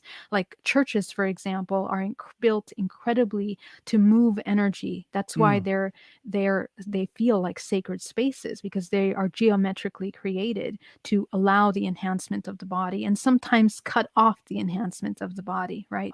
So the pineal gland is the engine, I would say, or the motor that kind of maintains this system congruent with its non-physical form. When you cut that off, when you close it off, you're disconnecting the higher self to the human physical body. And that's where the body starts to get sick, and it goes into that hypnosis. So it's the most important gland, and we've seen it everywhere. We see it in ancient Egypt, we see it in South America, even in the ruins in South America and Mexico, and all the ancient advanced technologies of our world history. We have seen reverence to the pineal gland, because it's the most important, the spiritual gland of the human body and well-being. So when you said cut off the top and making a square instead of a triangle, in reference to triangle, the first thing I thought, and probably a lot of people out there thought the same thing, is on the back of the American dollar bill, there's a pyramid, but the top is cut off. Yes. There's an eye in there. So it's like, all right, we have this illusion of infinity. Whereas as you have the ceiling, right, and that's to control, and the illusion, the right way to describe infinity is that it just keeps going, and this tip is like, all right, well, we have to stop somewhere. Like, we can't just keep going. You got it. So like cutting that tip off. I mean, all right. I mean, don't get. You totally got it. That's exactly right. Yeah. I mean, if you study some of these ancient symbolism, if you look at the ancient writings for documents of the Illuminati or those ancient occult groups that knew about the hermetic laws, principles of the human body, I mean, they really talk about that because it's part of the human alchemy, the human mind alchemy and the human physical alchemy. When we cut off centers of the body has no choice but to become ill and oftentimes leave. It's why we're oftentimes not in our body. We're sleeping, and the essence is actually up here somewhere, daydreaming or traveling in some other planets. So what we want is to experience integration, embodiment of that now more than ever. Yeah. That's awesome. You got it. Yeah, dude, like the squareness, like that's why like the DMV sucks. The You know, That's why, like, if you're And, like lame, people are jail like, cells "What are is squares. square, dude?" Yeah. If they put them in pyramids, it would be better, right? Yeah, seriously. I would go to the Much DMV less if it was a pyramid. volume, space. Like, dude, how inefficient would like moving boxes would be if they were pyramid shaped? It's Maybe. the only shape we have. Yeah. Sorry. I can't fit That's true. anything in here. Man. So this whole like soul reincarnating thing, like your past life, like I feel like my soul is like incarnated some dude named Joe for thousands of years. He just like keeps like attracting itself to like the same kind of guy. It's like I just want to hang out. Like, hey, I just want to hang out. Yeah. All right. Of Just course. see how things are going. But how like do you I guess it would carry over your past life experiences and then into your new life. How does that like so okay, this is another one of those questions where I'm having a hard time asking it because I'm not really sure like how to ask it. But say your past life wasn't even like on this planet, it was like somewhere totally different. Can you like then come and live a life here and then Ooh, you know what I'm saying? Or is your past life just literally on this earth because like our energy is like in this area and so you reincarnate in this area? Or can you be from somewhere completely different? Well, we are somewhere completely different and here too. That's what we're simultaneously living all potential timelines. And that's the thing Don't that's do this to me, Geraldine. I know it's hard to process and to keep remembering that. I But know. for me, it took me a minute to really understand that. But that is really the best way we need to quickly get into that mentality because that's Right. where we're headed as a collective. The reason why it's so hard to think about collective consciousness and collective unity of anything is because we're always thinking in terms of separation. Yeah. So as soon as we can try to deprogram that thinking would be really beneficial for the well-being of our body. But yeah, I mean, we're simultaneously living in the 15th century. Okay, there's parts of us. That's why hypnotherapy works because we're accessing the information that's in our genetic code, which is holographically expressed within thought forms on different timelines that we're accessing, and we're referencing those points, through memories. And memories are stored within the body. They're stored within the muscles. That's why people that have really, really traumatic childhoods oftentimes develop illnesses, develop all kinds of problems in their physical body. And when you begin to deprogram and heal that trauma, the body also gets better. This is how we look at the work of Joe Dispenza, for example, that does this work and heals people from many different things as well. And one of my favorite researchers on the topic of holographic DNA is Dr. Peter Garayev. He's a Russian scientist. He's a medical doctor, passed away, unfortunately, last year. But he opened a clinic in Russia where they were literally growing limbs by the use of frequency waves that encoded the DNA by listening to that frequency. So he proved that DNA reprogramming, in a sense, can be done verbally. And this is just one addition to our understanding of epigenetics, right? The fact that what we hear can affect the body. Well, when we tune ourselves to certain vibrational frequencies, we can literally grow a limb or heal the body or change something in this physical manifestation because it's holographic. That's the way the system operates. Mm. Of course, I'm simplifying parts of it that we really need to understand a lot more about that, right? But we have this information. It's just a matter of us understanding and practicing that. And that can be done anytime throughout our day. We can become aware of our body, work with the trauma. Sometimes we have, let's say, a stomach ache or a headache. If you tap into that pain and sit with it for a moment, it'll begin to give you memories. It'll begin to give you emotions, other emotions. If you begin to follow those emotions, you follow those patterns back to the repetitive things, you'll notice that you've actually been feeling that probably all week, all month, all year, all life. And if you get to that root cause, you can deprogram that belief that was created, change it. The next time you're encountered with a similar thing, because that's what's going to happen. That's how we create our daily experiences, by those programs. If you change the way you respond to it emotionally, physically, and energetically, you're not going to get the same response. It's going to completely change. This is how you begin to create. You become a creator instead of this artificial intelligence where you're mechanically responding to things. So I think that that's the overall message that I have never heard you say, Geraldine, or never. Maybe you've said it, but I just never got it until tonight.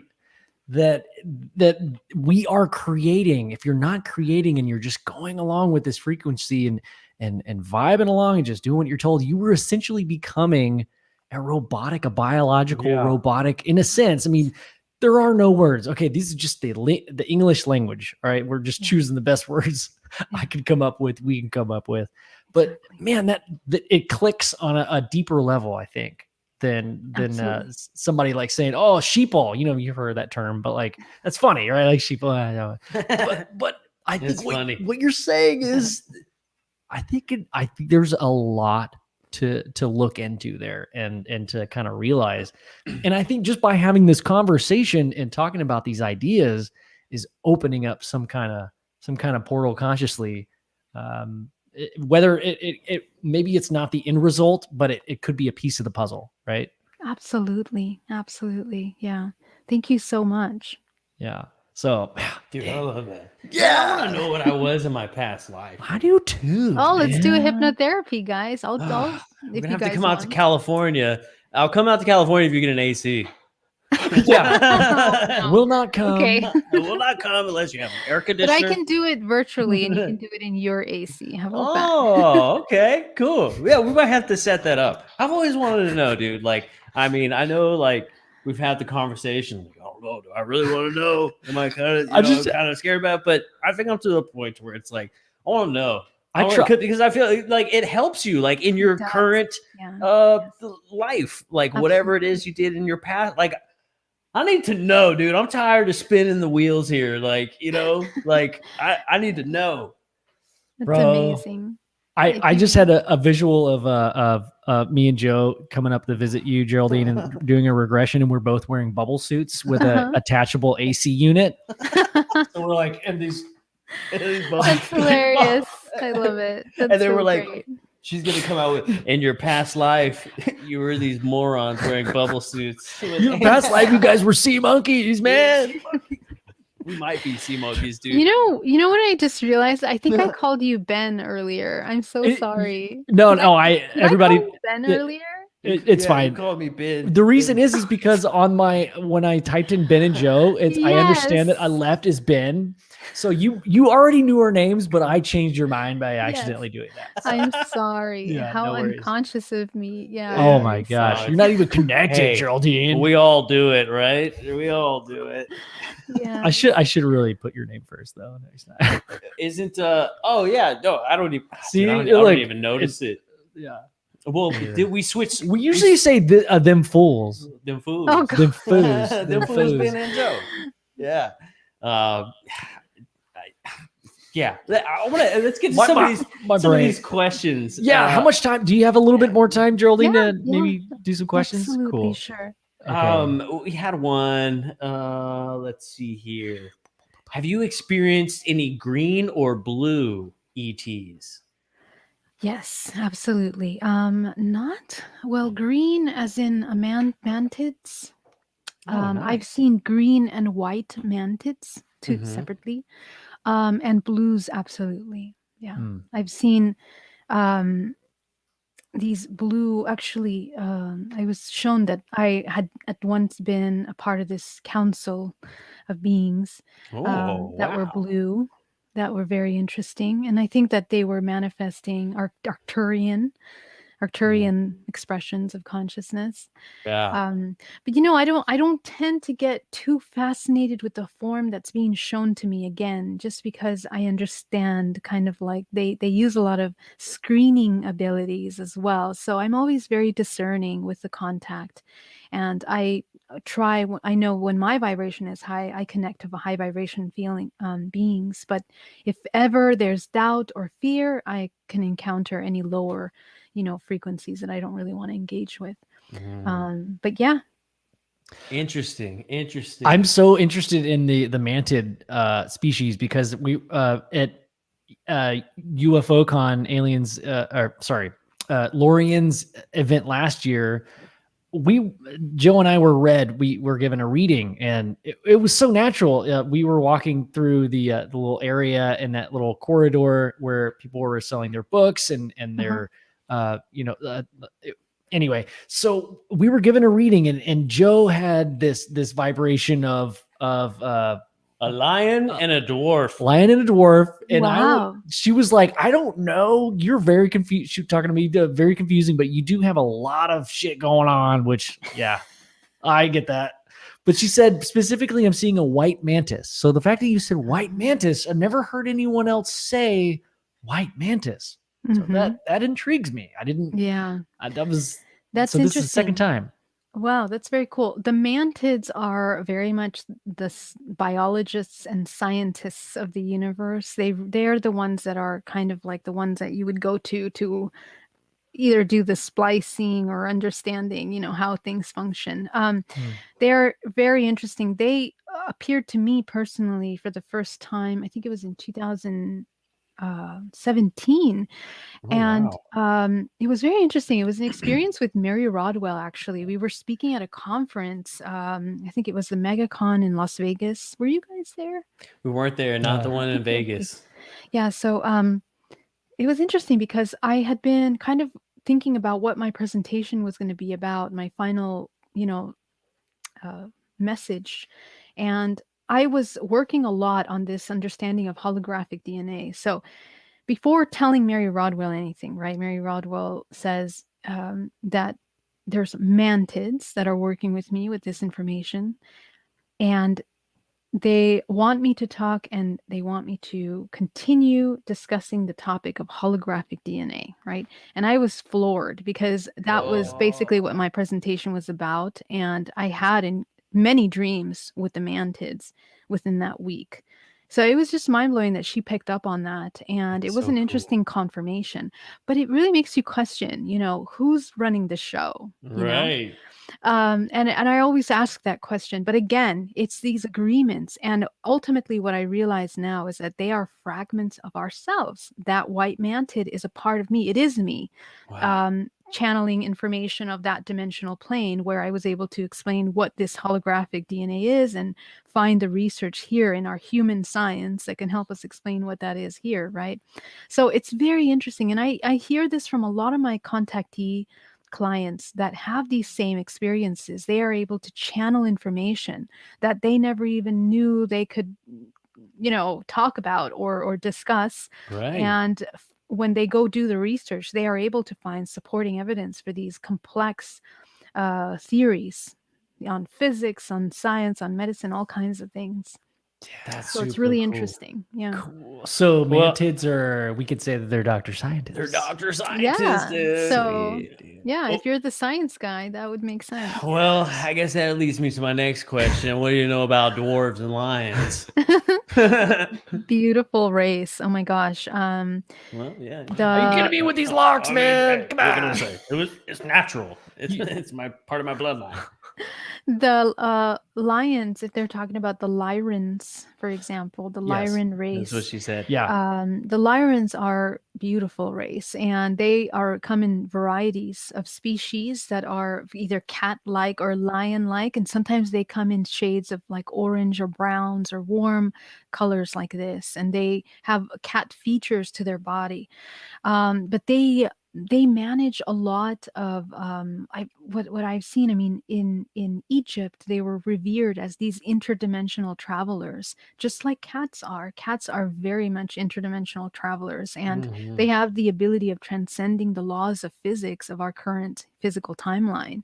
So they can tap into that information. They can bilocate. They can travel into different dimensional timelines very easily. So if you're somebody that has a lot of active dreams and traveling in active dreams, that's definitely your Lyran expression that's tapping in and channeling to some of that information for sure.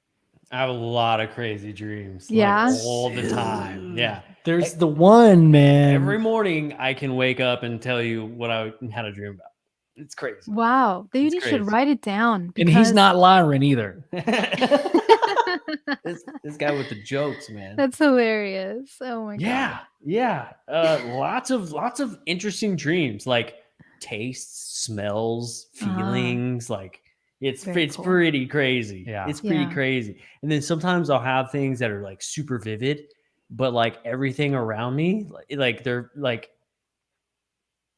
kind of like blurry, but I can see like whatever I'm doing very clear. It's pretty Amazing. strange. It's You pretty have strange. to document them. And the reason why is because you want to look for patterns and symbolism within colors and shapes and emotions that you're feeling. Certain things are in our collective subconscious. Like, for example, things like water. If you see water, it means emotions. You know, whatever that water's doing, talk a lot about your emotions. When you meditate, if you've ever tried to meditate, you can really get incredible information. I have really learned so much from some of these dreams that I've had that have helped me from in dark moments of my life, that have given me key messages that woke me up, you know. So it's really good to meditate on those travels because they're communications from your higher self. Yeah. So I gotta ask you. I've asked somebody else this question too. I'm just kind of comparing answers, but so I tried to meditate. I had never done it before, and I tried to meditate. I think it was probably like my second or third time. I was just kind of sitting there, and then I had like this weird, like, I don't know. It was on my forehead, and it was almost like a puff of like a puff of air or something. It was like a snap. And like, you know, like the old school TVs when they would turn off, how like there'd be that white line that goes across. It was like a flash, like air puff thing in this white line, and it kind of like jostled me. So I was like, "What was that? So That was you so were strange." So you were sleeping and you had that? No. I was totally You were awake. waking? I decided to try and meditate. Okay, I'd well, never done it. yeah. It was like my second or third time, and I was just sitting there, and Well, guess what? it was weird. It was like tingly. It was crazy. You were astral projecting. So one of the ways to astral project is you'll know that you're doing that.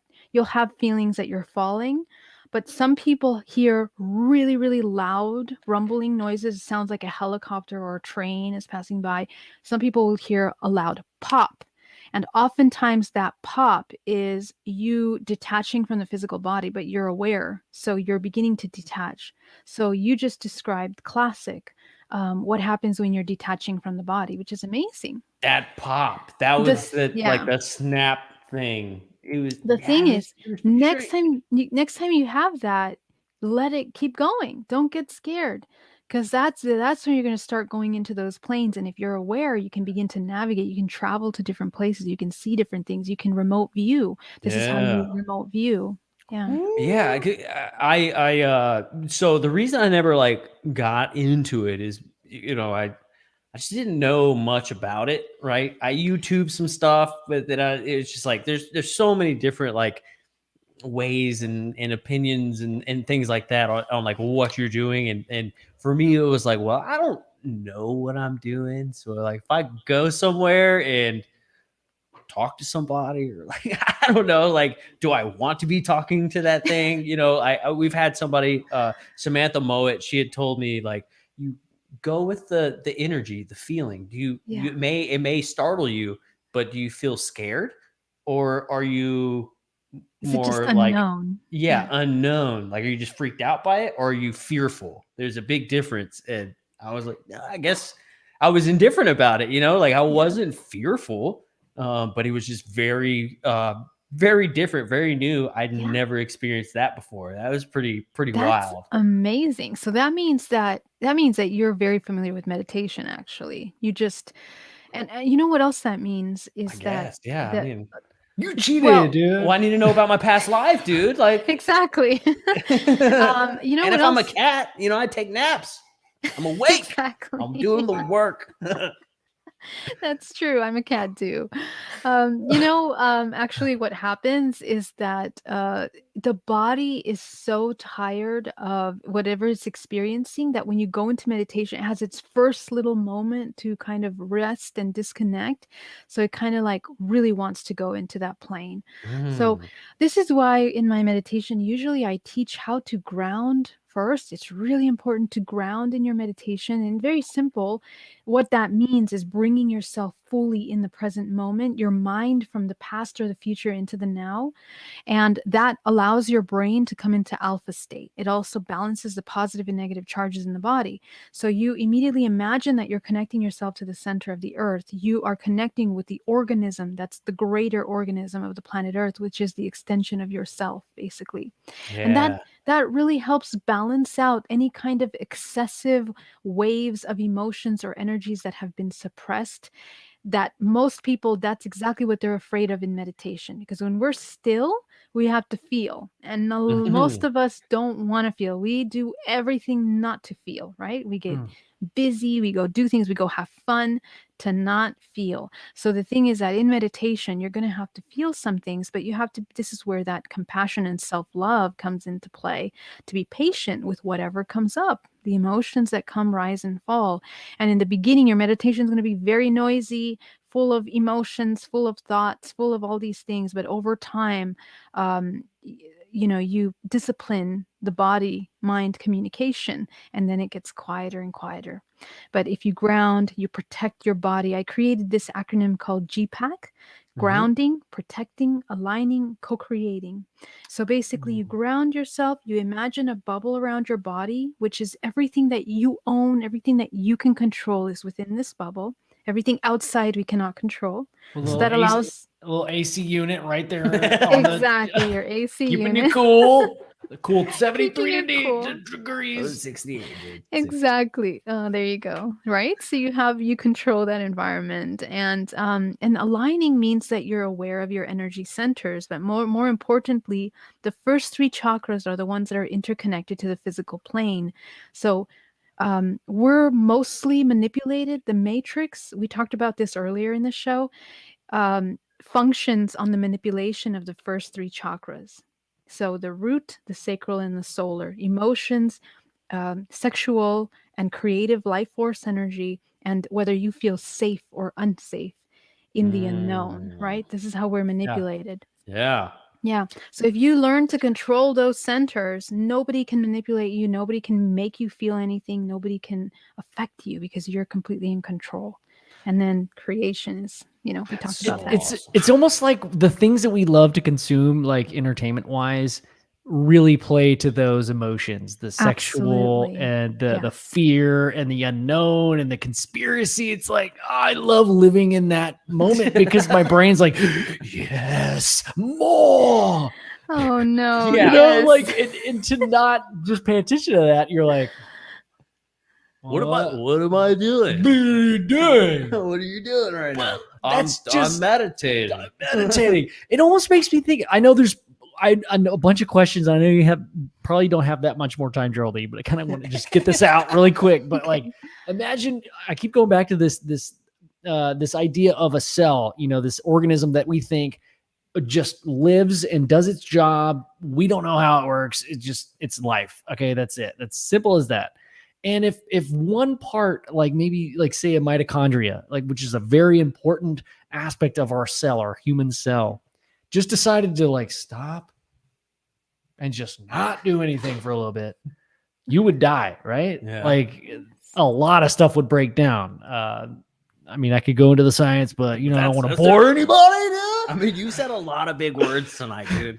Mitochondria, but it's almost as if like this idea of control and consciousness, bringing it full circle back to what we were talking about earlier. It's almost like maybe it's not so bad. This control. Maybe I'm trying to play both sides of this, right? Like maybe there's a reason why we're supposed to keep it going. Keep the momentum. Don't stop and slow down and realize that you're the infinite universe and all is one. Hold up, Big Show. But is it beneficial to the human? That's the question. So yeah, there's yourself. so many things in that we could break down and talk about. I mean, in fact, when you come into your highest expression, you're actually speeding up because your vibration is going to a higher vibrational frequency, which means that it moves faster. Cool. When you're in the matrix and neglecting and stagnant, that's actually when you're slowing down, because the vibrational frequencies of fear are these very slow, wide waves, right? When you come to the higher level, you're higher, and that's where you can start releasing the physical manifestation of the self. So we want to become light. That's what it is, right? So many things: the light body, the rainbow body. Yeah. The Buddhists talk about this enlightenment, all these words. What does that mean? You're moving from solid state to non-solid state. That's what we need to be in order to move. And we want to do that as many times on our waking time, so that when we reach death, it's easy for us to detach from the physical. And the higher vibrational frequency you are at the time of death, the higher and easier your death transition will be. The Buddhists really talk about that in the Book of the Dead, right? They talk about how the detachment, and many cultures talk about that actually. That's kind of what we're doing. We're experiencing this life and death. So to awaken would be the opposite of stagnation and stillness. It would be the absolute freeing and leaving of the physical construct. Actually, that's what awesome. That's what we want to do. That's fun. That's fun. Okay, so I have a question. Are you ready? Joe. I'm ready. Go. Okay, I'm ready. So I've had this weird thing going on where I think I'm going faster than everybody. Well, your phone is. Dude, so my phone is 8 minutes ahead of everybody I've met. Like, really? my That's wife, so interesting. Ben, his computer, my home phone, all the people at work, everybody. I have yet to find somebody with another phone or like clock that is off. I'm 8 minutes ahead, and it's weird. So my phone says 9:52, and mine says 10. Wow, and you tried to change the settings and it won't work? It's just weird. Like I'm 8 minutes ahead all the time. Interesting. I feel like there's like two aspects of yourself, one that's here and one that's in the future, already one step ahead, moving ahead of all the things you're doing. I was telling Ben, I was like, dude, like what if I was taken and I don't know about it, and they put me back 8 minutes ahead of time, and like the time just didn't change? You know what I'm saying? Like, I don't know. Yeah. They were like, what is that, a Samsung? Nah, fuck it. Just leave it. Hey, I have a Samsung. Watch I don't it. know. I'm not saying dang it. I'm not saying it's a phenomenon, but it's a phenomenon, right? You Samsung people, I just don't understand you it's guys. It's not our fault, dude. I'm We're on smart. I'm on a different plane. My consciousness is. I don't know. We need more complex phones, okay? That's It's right. true. That's Not right. so simple. That's right. But, like you would think, like a badass phone. I don't know. Anyway, so I feel bad that we both ask questions. Like, there's obviously people in the chat that want to know. There was a question about Sumerians and is it history or is it fact? Can we, I guess, through your connections and information that you've been able to learn, is there more proof that it's not just myth, that it's fact? Some of the stuff that we've been hearing lately about Sumerians being kind of the creators of humankind in a way. Oh, I absolutely think so. With my research and what I've experienced and what I know, um, I mean, we can look at some of those Sumerian tablets, and actually, I'm trying to learn to read Sumerian because I want to read those Sumerian tablets myself. But Yeah. definitely, don't you? Yeah, we should totally do I mean, that. if I could read Sumerian, I'd be really stoked, but I can't. So I'm just excited. Okay. I'll let you know what it says when I learn how to read Yeah. it. Awesome. But yeah, I mean, the thing is that we need to look at our history and have we done enough research, to say one or the other. There's infinite amount of information out there, but the thing is that the more we look into this information, this ancient culture plays a tremendous role in the development of our human evolution, right? And it plays a role not just genetically when we understand what our human holographic DNA is and also the bloodlines, but looking at the structure of our reality and what has produced from the groundwork of these original origins of culture and thought. So many things developed from there. The religions actually all were originating in those first original practices. A lot of these rituals, practices of the ancient times have developed into what we know, these great religions that have taken over the world, right? So I think there's a lot to that. And I think that the Sumerian culture is not just in Sumer or in that place. I think that it traveled around the world to many different, Yeah. ancient cultures, and we Yup. see the remains of that in the text and tablets that we find in other planets, the writings, the petroglyphs, the artwork. So much information that is just incredible that at that time they were able to distribute around the world, and we're barely discovering more about that now, right? We're just learning about so many things we don't know. We still have to figure out what's in the what is it, in Paraguay? I think it is the jungles of Paraguay where they're just discovered. Is it Paraguay? Please don't quote me on that. I think so. Are you talking about all The the ancient pyramids. cities and the pyramids Yes. and stuff that are in there? I think that was in China. Yeah. Well, China is one of them, but in Well, South America, there's another one. South America. There's lidar systems Oh, yeah, that have I know what you're talking about. Yes. Yes. It's in detected. the jungle, and they just were able to discover some new structures. I mean, I am so excited to hear what they find there. Let's go. I am so down. Let's go. Because there's so much. And in my own country, in Bolivia, I was born here, but my family is Bolivian, and it is incredible how much information is untouched. There are ruins in the middle of nowhere that people have not even discovered and researched yet. Okay, Yeah, so we don't know anything yet. We're just learning. Oh, I know. And weren't they saying that they were talking about how like the Amazon rainforest is like Another one. it's like actually a man-made rainforest, and they had said that because they were cultivating these plants, and then through history with visitors coming, that they eventually like wiped out a lot of the inner jungle areas, and they just overgrew. Yeah. So when later explorers came to explore like these cities of gold and all this stuff that they heard about, it didn't exist anymore because these people were gone. They were dead, and their properties were grown over by their crops and things that they were cultivating at the time. And that area wasn't originally a rainforest at all. It was something that happened because it was man-made and just untended to, and it became this like the world's largest rainforest.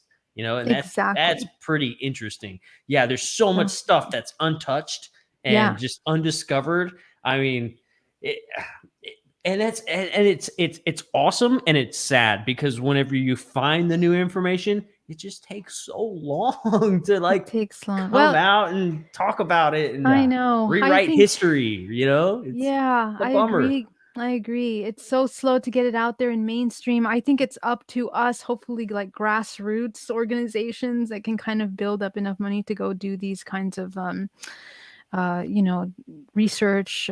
We look at, I don't know, Brian Forster. He's down there going to all the Right. ruins and stuff. I wish I could do that. That's so amazing, so much fun. But we'll get there.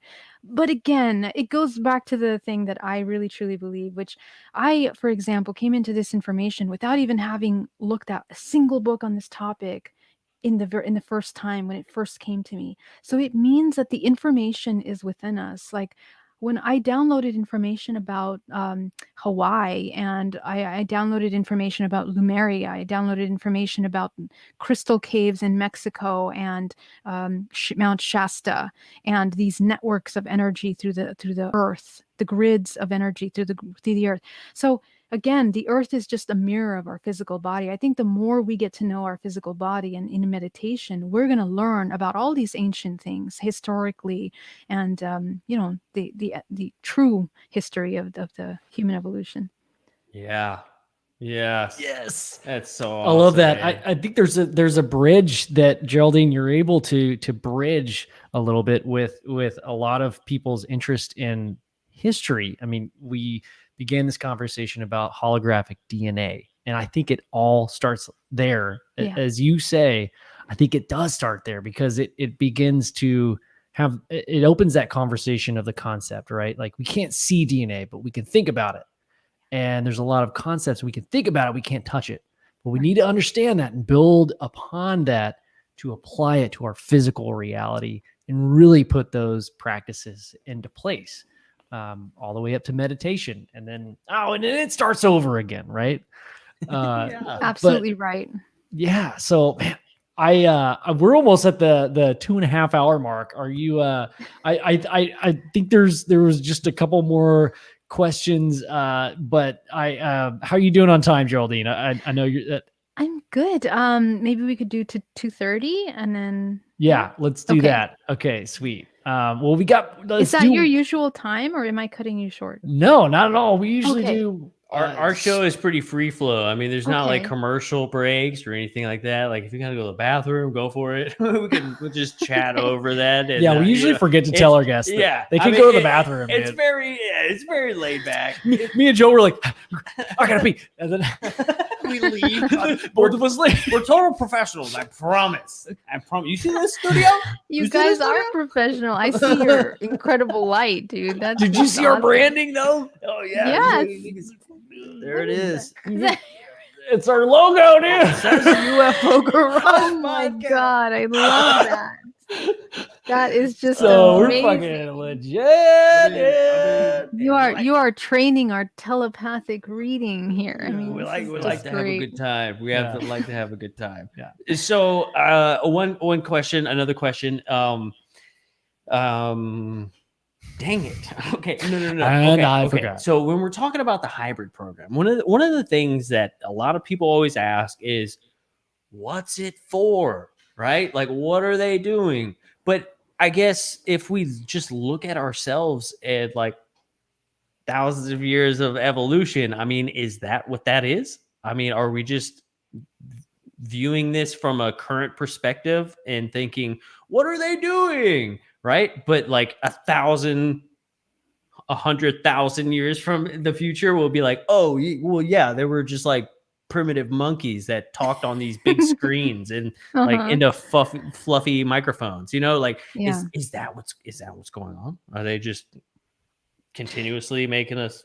I mean, what's the deal with that? You know what? I think about this a lot, and I think about it because I look at historically, right? The civilizations that have reached these incredible levels of technology that we are not even catching up to.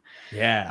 And I think on Earth we're living through cycles of these kinds of evolutionary processes where once we reach the heightened level of technology, it feels like that's when things are kind of reset somehow. I kind of feel like that pattern is occurring. Yeah. And I feel like we're kind of headed in the direction of that next reset. But it's not probably going to happen necessarily in our lifetimes, I think. But I think that we are going to see a huge jump in technology. I think what's happening right now in in the news is going to play a role in that next technology.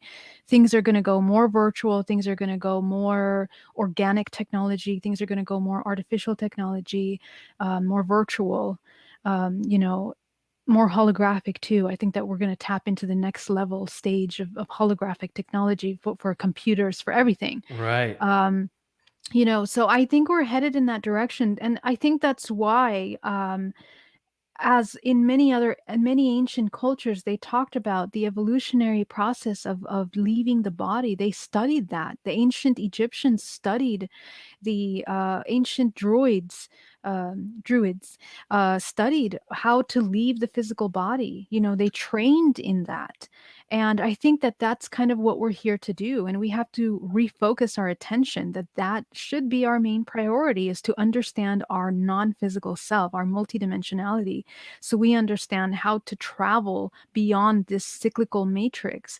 Because when we don't become aware of that, we continue to reincarnate in the reincarnation cycle.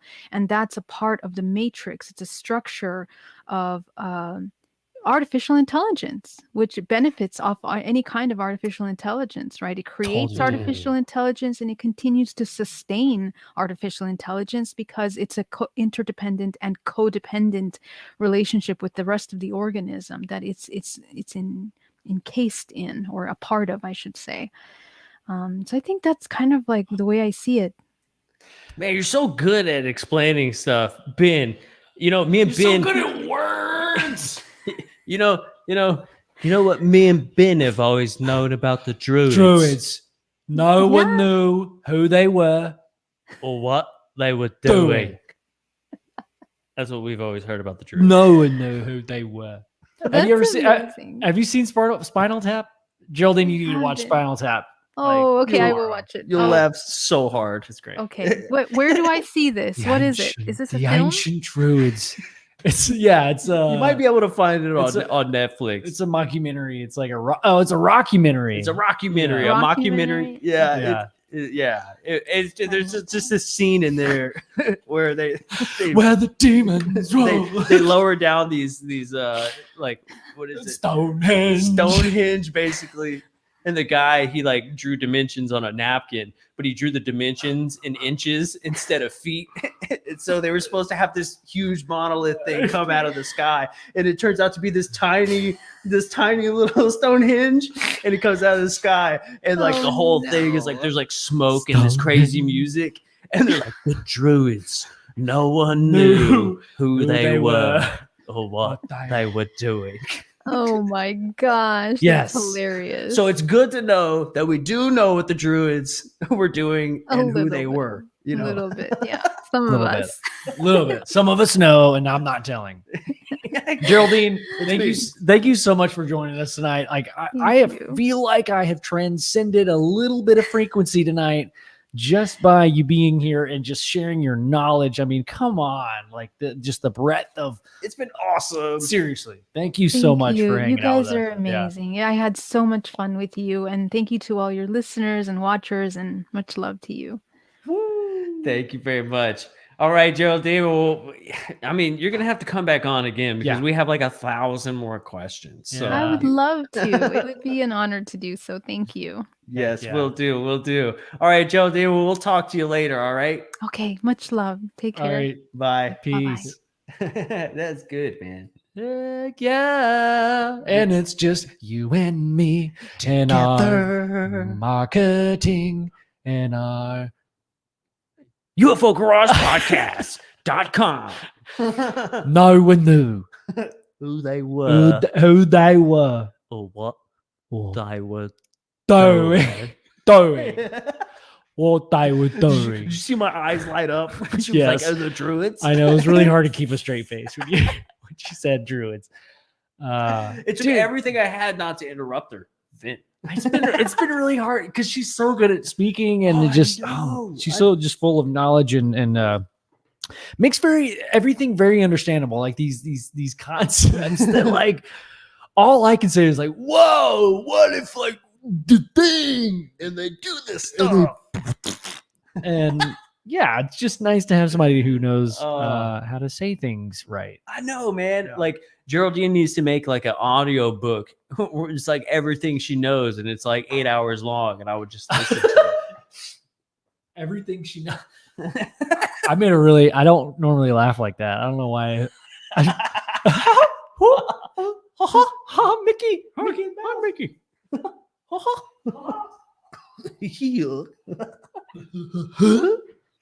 Oh, dude. Okay, Dude, that was friggin' awesome, man. yeah, dude, that was dope. You know, you occasionally have those guests come on where like your body feels lighter. Dude, I not only feel a little like almost like I've been explained a lot of the things that I've been really thinking about that I didn't know I was thinking about. And she was able to maybe not tell me, you know, what exactly is happening, but maybe synthesize it to an understandable level to where my conscience can eat it, consume it Yeah. in an understandable way. It's like it came on like all these ideas like came on as like a dissonance and a question, and it felt uncomfortable and it gave me anxiety almost. Yeah. Does that make sense? Like there was a lot of the questions in there I think we both slipped in were like something we've been thinking about like for years. For sure. Dude. For sure. And just a lot of it too is like questions that I've asked before, but like, so if y'all listen to the show pretty often, you might hear me ask the same question over and over again to like this different guests. And that's because I'm trying to cross-reference like answers. And it's really weird because like, what are you doing? Like, what are you doing? They're kind of lining up. Like people are saying a lot. Tammy says your puzzle pieces are clicking into place. They are. I mean, And the crazy part is it's like 2 puzzle pieces that have clicked, maybe 3. And this is like a billion piece puzzle. it's like a billion piece puzzle, and it's just a gradient color. There's no photo. It's just like here's the dark, and then it like dark blue to light blue. It's like that aspect where like some days I feel very light blue. Some days I feel very dark blue. Some days I feel somewhere in the middle, but they don't necessarily make a lot of sense. It's the whole picture. It's it's not time yet for me for us to understand the full puzzle. Dude, have you seen that puzzle, the 100,000 piece puzzle, where it doesn't have a picture on it? It's like a QR code. And like, if you put it together, you get $100,000. Bro, that's that David Dobrik thing. What? Who is you David heard of Dobrik? David Dobrik, dude? No. He's in a lot of shit right now. Who is that? David Dobrik, he's the one that designed that puzzle that's just one color. It's like all green or some shit. And if you can like solve the puzzle, there's a possibility. It's not even a guarantee. Even if you solve one of the hardest puzzles, just imagine a puzzle, 2,000 piece puzzle. I don't know what the number is, but it's all one color. Imagine if you like finished it and find out that you only win $1. I would murder that guy. But there's also a possibility that you can win like $1 million. I wouldn't murder him then. Anyway, this guy, he's an evil, he's evil, an evil genius. But I feel like on the inside, David Dobrik might be a pretty chill guy. But also, he's done some really weird shit. I don't really want to like talk about David Dobrik. I don't even know. I was just asking if you heard about it, dude. That's the puzzle. You said it, dude. You got it to David Dobrik, that guy. I don't know that guy. David Dobrik. Yeah, exactly. Hey, what's up, y'all? We're hanging out now. I'm looking at the chat. Here we go. That sticker kills me. Yes. At first I thought that stinker. I thought you were talking about me because I'm a little stinker. What? That's a little stinker. Can't help it. Tammy, what's up? Thanks for joining. Van Gogh, what's up, brother? Thank you for hanging out. Andrew and Gnomes Trucking Express. Jeez. Love that name. I mean, come on. Hell yeah. We have a gnome. Trucking Express. We have a gnome, dude. Where's it at? There it is. He's playing the accordion. Oh, dude. You know, there's very little things that please my ears more than an accordion. With my Czech, German, and Mexican background, the accordion pretty much comes natural to me. Yeah. So I'm gonna play a little lady for you guys. Ready?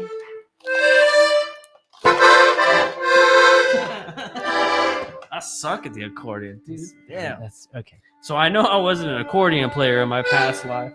Yeah, here, let me, it's like here. I'm gonna open it. I'll try to play it for you. What if I'm like, okay, you want it back? And I give it back to you, and it's just like That's beautiful. I can feel the conflict in our friendship. Stop it. oh, that was great. That was great.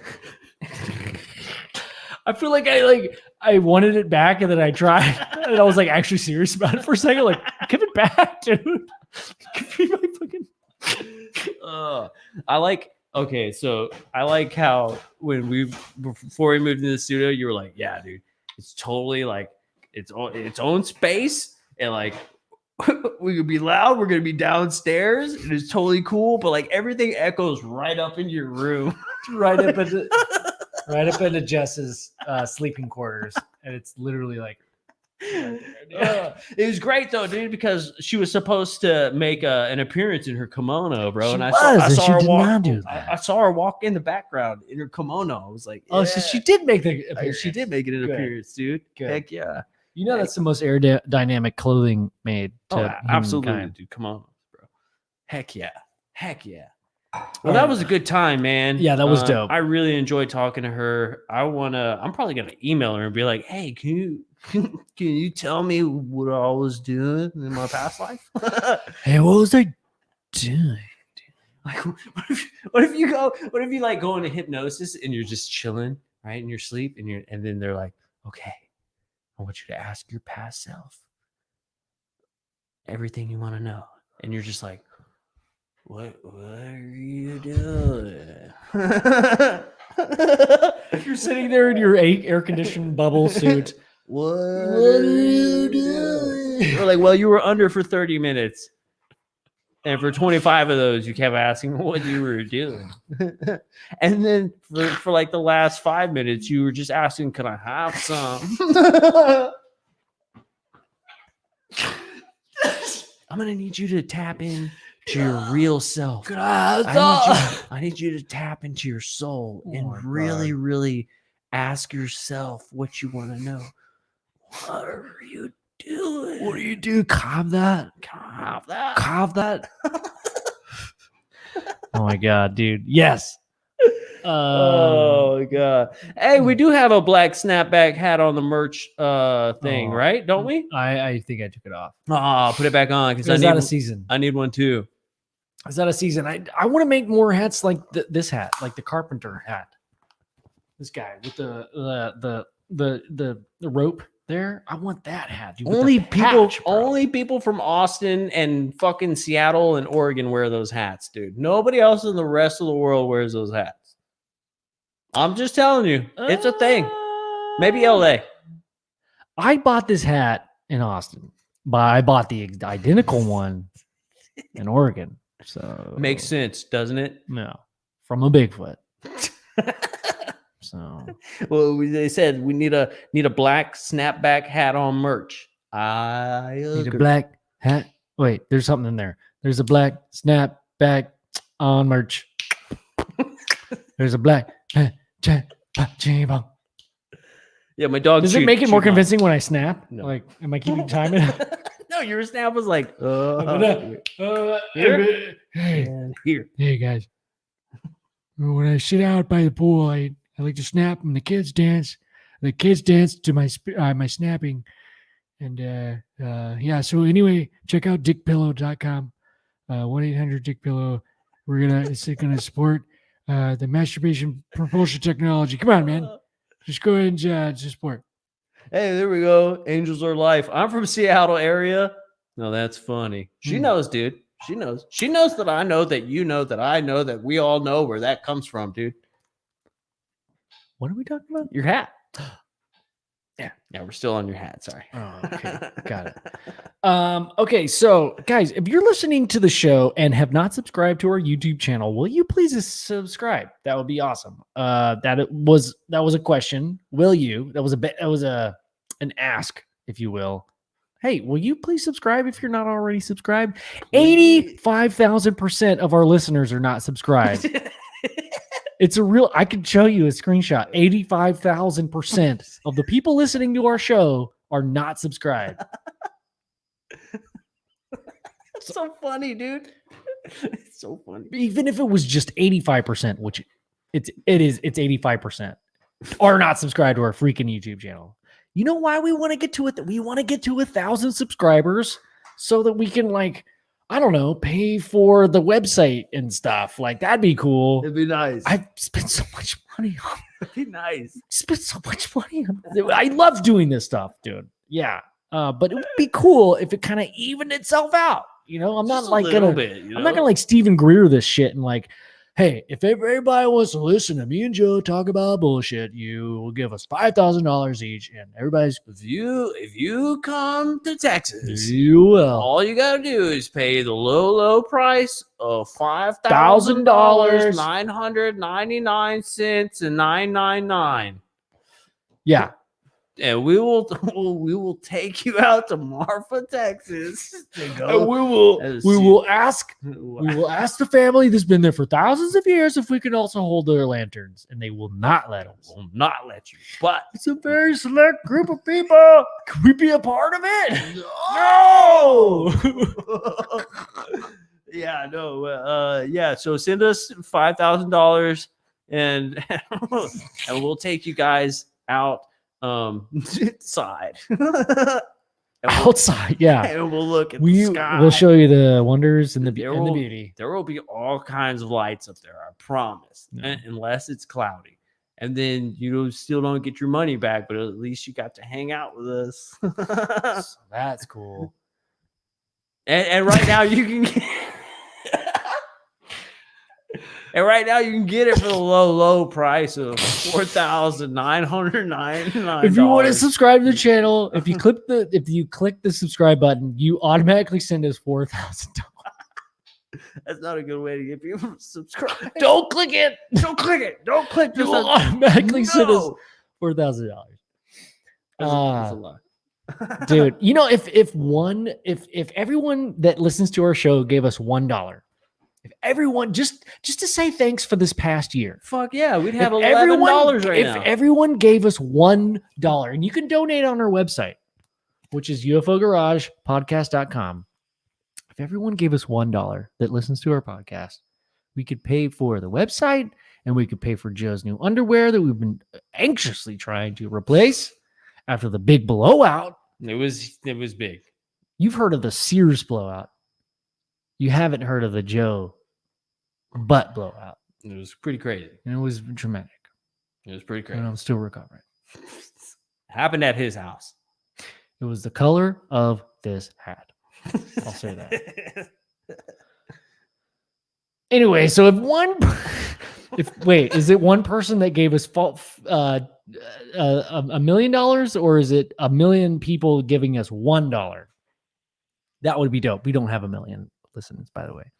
But if everybody gave us $1, we could pay for the website. I don't know. I was just thinking about that. Like, everybody's, you know, it's not like we're trying to make a freaking fortune off of this thing, dude. Like, we started this podcast for fun. We like talking about UFOs, aliens, and all these. I have a Dr. Pepper in the morning. If you can donate, that's $1. Enough to buy me a Dr. Pepper in the morning. That will help us buy Dr. Pepper in the morning, dude. I don't want your Dr. Pepper. I want my diet Dr. Pepper, dude. Everybody out there knows. You're going to start seeing it in the comments. Everybody out there knows regular Dr. Pepper is better than any other kind of Dr. Pepper or other soda. UFO response vehicle will hopefully be there. That Van Gogh, that's how we pay for the UFO, the alien response vehicle, dude. Yeah. Like, oh my God. Could you imagine? Dude, I don't care. I'm gonna tell Jess. If we end up buying an Impala and then 64 Impala, I'm parking that bitch right here. Right here. You know it can fit in between this doorway. Yeah, totally. It's got to. Totally. It's a big doorway. Dr. Pepper rocks. You're right. Oh, Simba, you want to put a link in the chat to the website? Somebody's asking for a link. That's a great idea, dude. Yeah, dude. It's W. WW. Yeah, the W is right there. The W. Oh, thanks. All right, we're posting a link right now. Oh God. What'd you do? Oh no. Oh no. UFOGaragePodcast.com. Yeah, people can't donate on our chat yet, Tammy. Thank you. Because we don't have 1,000 subscribers yet. So if we did have 1,000 subscribers, then we can be a part of the fucking The super chat, the dude. elite program where YouTube's like, hey, welcome to the elite club. Come on in. I know you dressed up for this occasion. You look okay. They like smugly let you in. Like they're like doing it with a come on in, fine. They let you come on in, and then they also take 50% of your earnings. So that's dope. It's one of those things where you're like, but I don't own a pair of khakis, and they're like, well, okay, this time we'll let you in. I remember, dude. This time, dude. I remember I was like maybe like 23. I went to this little nightclub thing with some friends, and like everybody was like walking in, and then the dude at the door was like, whoa, whoa, whoa. He was like, you can't come in here like that. And I was like, what do you mean? He was like, you can't wear that. I was like, but what do you mean? Like the whole thing. What were was you like, wearing? Dickies? I don't know, dude. Those are nice pants. You got nice pants on. I was wearing some corduroys, man, and I had this cool, like, flowery blouse, dude. Oh. Shit was badass. And he was like, no, you can't come in here. And I was like, why? Because the rules were like no chain wallets, no baggy, super baggy pants or jerseys. Like, it was weird, dude. It was weird. But I didn't have any of that on. And he was like, no, you can't come in here. What an A. I know. What an egghead. And actually, now that I think about it, I was at Six Flags. I was wearing the exact same outfit. And some lady and her kids came up to me and they were like, hey, can we take a picture with you? And I was like, yeah, I guess so. And so like I took a picture with this lady's kids, and come to find out, she thought I was part of the Scooby-Doo exhibit, and I wasn't. She thought I was walking around like I was a park character. I was like, no. She was like, oh my God. She was like, we're from Virginia. And so like, this is so cool. My kids love Scooby-Doo. You're awesome. And I was like, I love Scooby-Doo too. He is really awesome. And then we just got in this like conversation. She was like, oh my God, do you not work here? And I was like, no. She was like, oh my God, I'm so sorry. And I was like, it's all right. Did she tip you at all? I was like, it's gonna be $5 for the picture. Yeah, we had a good laugh. They bought me a lemonade. It's funny, like the first UFO conference that we went to, people just, I mean, I'll talk on you, Joe, for a second. People just wanted to be around Joe and like take photos with you. I feel like we should, like, we weren't ever, like, no one knows, still doesn't know anything about, like, no one knows about us. Yeah. You guys are the select few, the 11 people that are here. You guys know about us. But this conference, I mean, like, everybody's like, we gotta get a photo with this guy. Dude, Yeah, like so weird. Like an attraction. You know what you should do is start we should do like a Polaroid system where I have like a harness, you know. Oh, I like where this is going. Nibbler, my pug, for those of you who don't know, is sitting right here, and then the Polaroid is here. And our catch is have your picture taken by a pug. Picture pug. Pug pictures. Pug pictures. With Joe. Pug pictures with Joe. Does it make sense? Maybe. Yeah. I don't know. I think it does. Does it? I totally think it makes 100% sense. So space is cold, right? Space is cold. Space is cold. Cold take on a hot subject. I'm doing this again. All right, man. Well, this is a good night. Yeah, I had a this is hell of a awesome. time with Geraldine. Yeah. Totally gonna email her. Dude, what if she tells me, like, What are you gonna email her? I'm gonna tell her, hey, tell me What about are you doing? tell me about my past life, because she said she could do it over the internet. Oh, Remember, she was like, you can do it in your own air condition, which was a nice way of saying, I don't want to hang out with you. It's not that you smell. It's not like, you know, It's not that like you look dirty. Or No, anything. I It's just- like that she offers that, like the oh, it's over. so cool. Because I wonder what she's looking for, right? Like when we're talking, she's probably looking at little social cues and like facial things. And I have like all kinds of tics going on with my eyes on like this all the time. I wonder, she probably like, you got multiple mantids. Your eyes are going crazy. So yeah, she's like, that'll well, be interesting. when I look at people and I'm reading people, like those people always make me nervous because then I'm like, oh, don't, no. Yeah, Van Gogh does dark matter. Yeah. Also, speaking of dark matter, the thing that Geraldine touched on, dark DNA. That was cool. I like that a lot. And awesome. like the whole like junk DNA thing, and Yeah. it's like, yeah, they just don't know what it is. Yeah. And you're like, why aren't they looking at it? Isn't that like Because there's no standard, there's no little square peg in a square hole for it. It's like, yeah, like science, right? Back to science. Most people that have jobs in science, they stick to their job. If they don't do that, what's on paper, then you may have sent someone to jail. Possibility. If you don't do it by the book, blah blah blah.